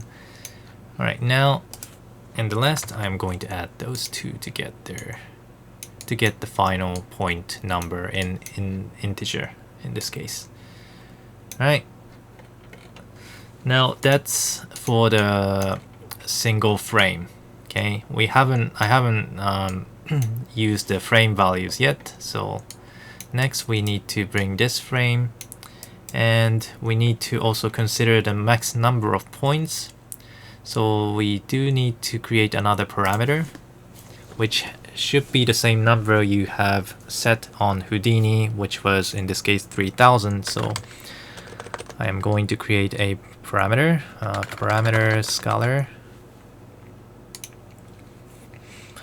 and and let's name this max pt num, and the default value should be 3000. Okay, let's save this one. Okay, by having this information, you'll be able to calculate the offset point number value together with this frame value. Okay, what I want to do first, create a add node, and for the point number, I would like to do the wait a minute, I don't do the add node, but what I want to do is the multiplication between this frame value and the maximum point number, which is going to be the offset number for each frame. So if the frame is equal to 0, then the offset value is 0. If its frame is equal to 1, then the offset number is 3000, and so on. And then finally I'm going to add those two values together. And let's pass this into a null node, which in this case called as name. Add named revolute. I think this is a new node from UE5, I'm not sure, but it's useful. So let's call this pt num. Alright, which is currently red, it's fine, but this is a integer value which describes the point number in an integer. Let's call this pt num int. Alright, so that we can understand what this is. Now, but one thing I would like to do a bit more is to create some offset to the point number. Well, it is probably okay using the integer, but thing is that in order to convert it into a UV later, we need to make this back to a float value. And when it becomes float, we might need a small offset from the current value. So would like to explain it in Sketch. So I am currently creating the point number informations for which determines the texture positions. Let's starting from 1, 0 to increased by 1. Now, since this value is later on going to be divided and make it as a float value in between 0 to 1, and when it be used as a float value, the actual point positions comes, if it's 0, the point position comes somewhere around here, okay, which is touching to the border of the grid. Same for the next one, and next one. Okay, if it's at the border and use it as a UV value to map or sample the texture pixel color, there is a chance that this point will sample the one on the previous one or the one on the next one. Okay, so you don't want that. You always want to map the correct positions, the correct pixels. So to avoid getting confused which pixels to get, I would like to offset this point pixels, the point UV value going a little bit to the right, okay, which you can do the divisions by maybe 1 divided by the maximum number of points by 0.5. Small number is okay, just a little bit, just moving to the right to the little bit by a small number. So let's try to create that kind of offset values, which is proven that it is necessary because I've already tried it out myself. So Okay, so let's do that. I am going to create a constant value, constant. I'm gonna call this 0.5 and do the division with this maximum point number. Then add it with this frame.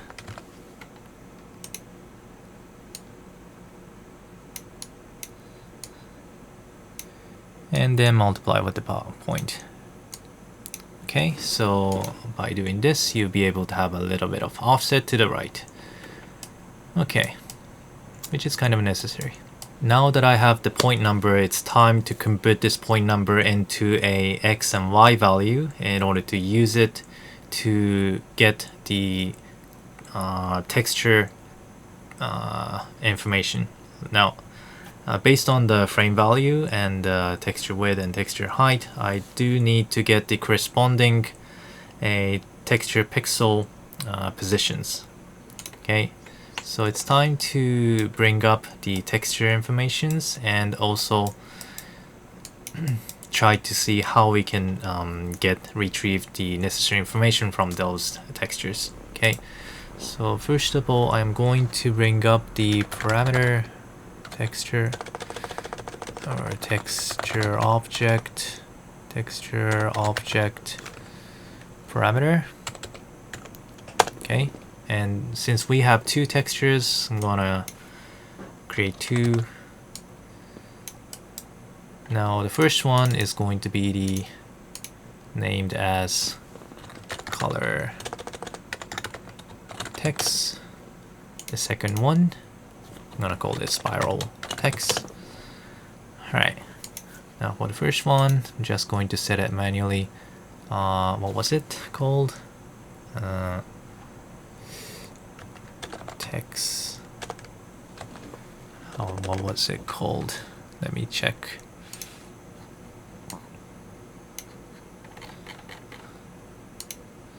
It's inside this here. So it was called attribute text 1, attribute text 2.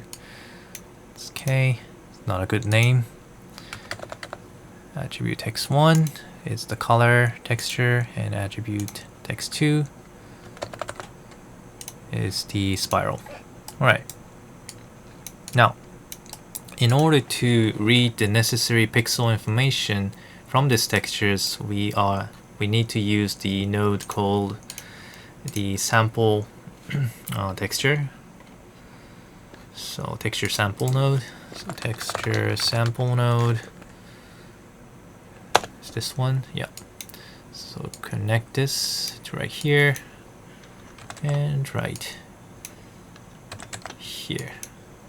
I'm gonna copy. I'm gonna need another texture sample. Texture sample. Right. Now, in order to use this one, we need to set a UV, which is the address of the pixel. Okay, and the address itself can be determined from this point number. So we need to convert this point number into a UV value for X direction and Y direction. And we have done the reverse equations on Houdini, so we just need to do the similar stuff using the texture width and texture height. Okay, to convert it into a value in between 0 to 1 for both X and Y. So we need two parameters. One is the texture width and one is the texture height, which should be the same value from Houdini. Okay, so let's bring this up. Parameter scalar parameter scalar parameter, and one is text width, right, which is 1024. Where should I set it? Default value. Okay, and another one. We also need the texture height. Text height. And height was, let me check. So this one, 293. So this has to be 293. I don't know how we can automate this one.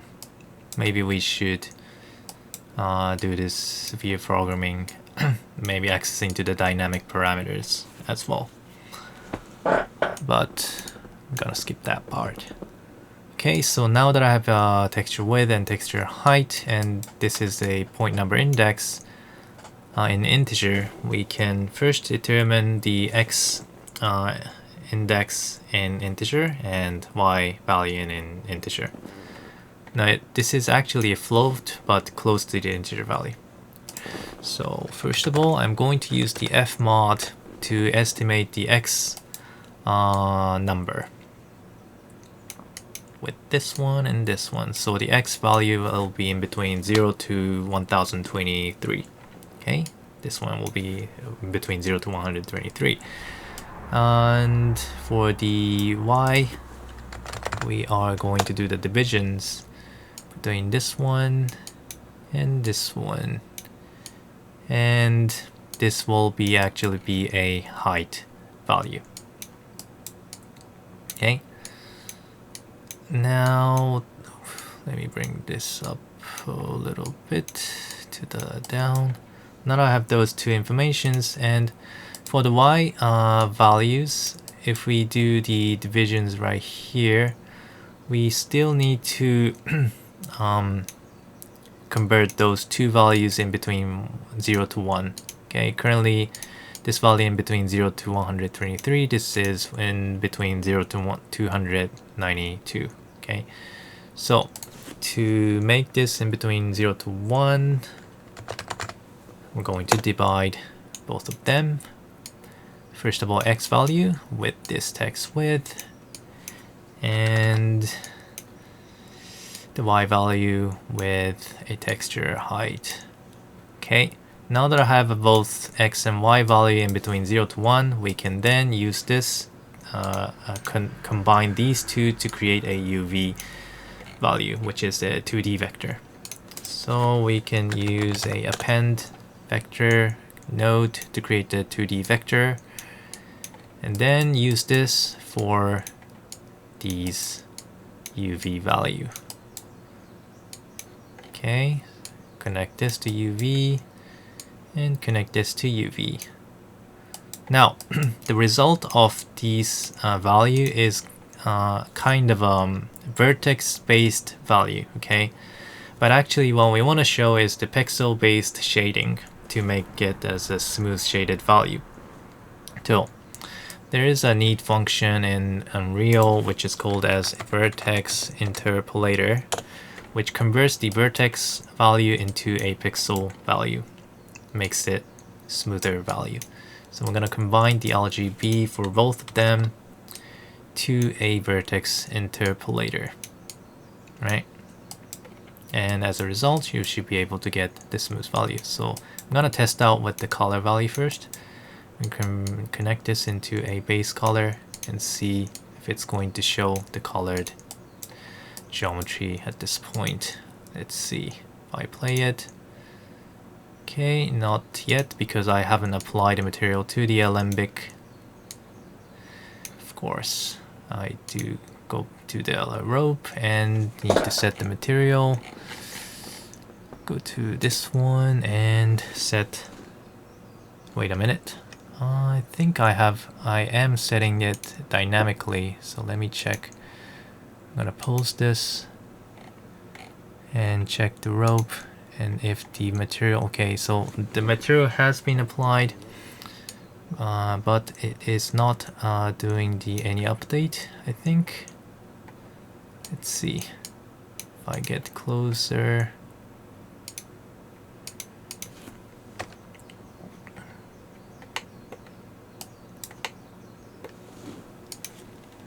Yeah, it's not showing any colors, so I think it's missing something.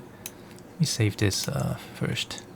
Okay, I'm gonna go back to the material editor and check if I could directly view up the vertex color. So I'm going to try to connect this to the base color and see if this works. Save this and let's see if I play it.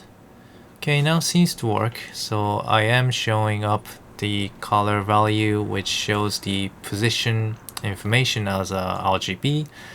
So this should be working. Okay, let me bring this back to this one and see if I can see this.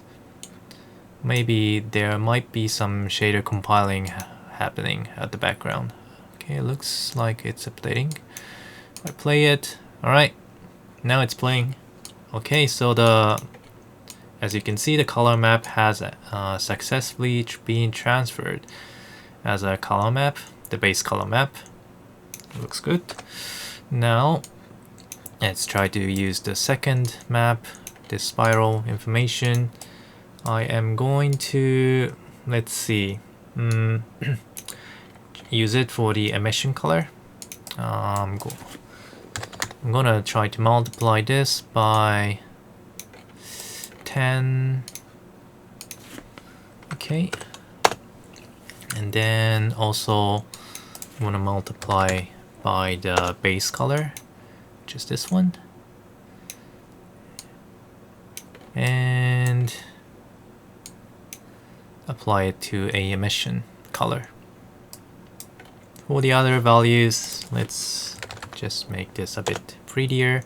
I'm gonna set the roughness to 0.2 so that I can see some reflections, and specular to a bit higher value. I'm just gonna say 1. Alright, so let's save this. Let me move back a little bit. Oops. And see if it's going to work. Play it. Alright, so I'm seeing both scalar textures and the spiral pattern as an emission sent as an attribute from the textures, and the whole geometry looks just fine.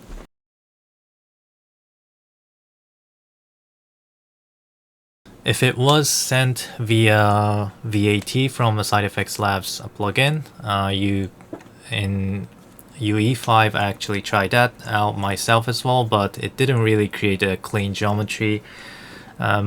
Sometimes if you try to export a fluid types, the geometry just breaks up. But by using Alembic, it kind of be assured that you are getting the clean geometry, and the additional attribute can be sent like this. So there's tons of possibilities, creating clean and pretty renderings using UE5 together with this easy to use shader system. Okay, let's bring this downward somewhere in here to see the actual lumen lighting being used. Alright, like this global illumination. Nice. Alright, so that's pretty much it. That's what I wanted to show you today, how you can send the custom attributes from Houdini to game engines like Unreal 5 by using the combination between the Alembic and the Vertex Animation Textures. As you can see, the process is pretty logical. If you know what you're doing, it's pretty easy to understand, it's pretty easy to implement. For me, it took like a week to get this process done right, because I had a lot of struggle with the UE5's vertex shader, because I wasn't realizing that the color should be in 8-bit and so on. And I also had a little bit of problem with the COP network, but now it works just fine. And by sharing this information, I hope someone will get benefit from this process, be able to create a real-time like animation pretty easily with a more custom effect using attributes. Okay, let me know if you have any questions. If so, I can answer the personal questions in Patreon page that I'm doing. So if you would like to support and have any questions, please consider joining the Patreon. I will upload this sample file that I've created so that anyone can refer to it as a template file. No plugin is needed, just Houdini 18.5 and Unreal Engine 5. And the same process should work on Unreal Engine 4 as well. Also, if you know the shader graph in Unity, you can do the same things in Unity as well for both URP and HDRP, I think. Okay, thank you for watching so far. It was a really long video, but I think it was worth it. Okay, let me see you guys next week. I'm also doing the weekly live tutorial for Houdini on every Wednesday at 10 p.m. Japan time. So if anyone is interested in algorithmic design using Vex and so on, please join. Alright, thank you and good night. Bye.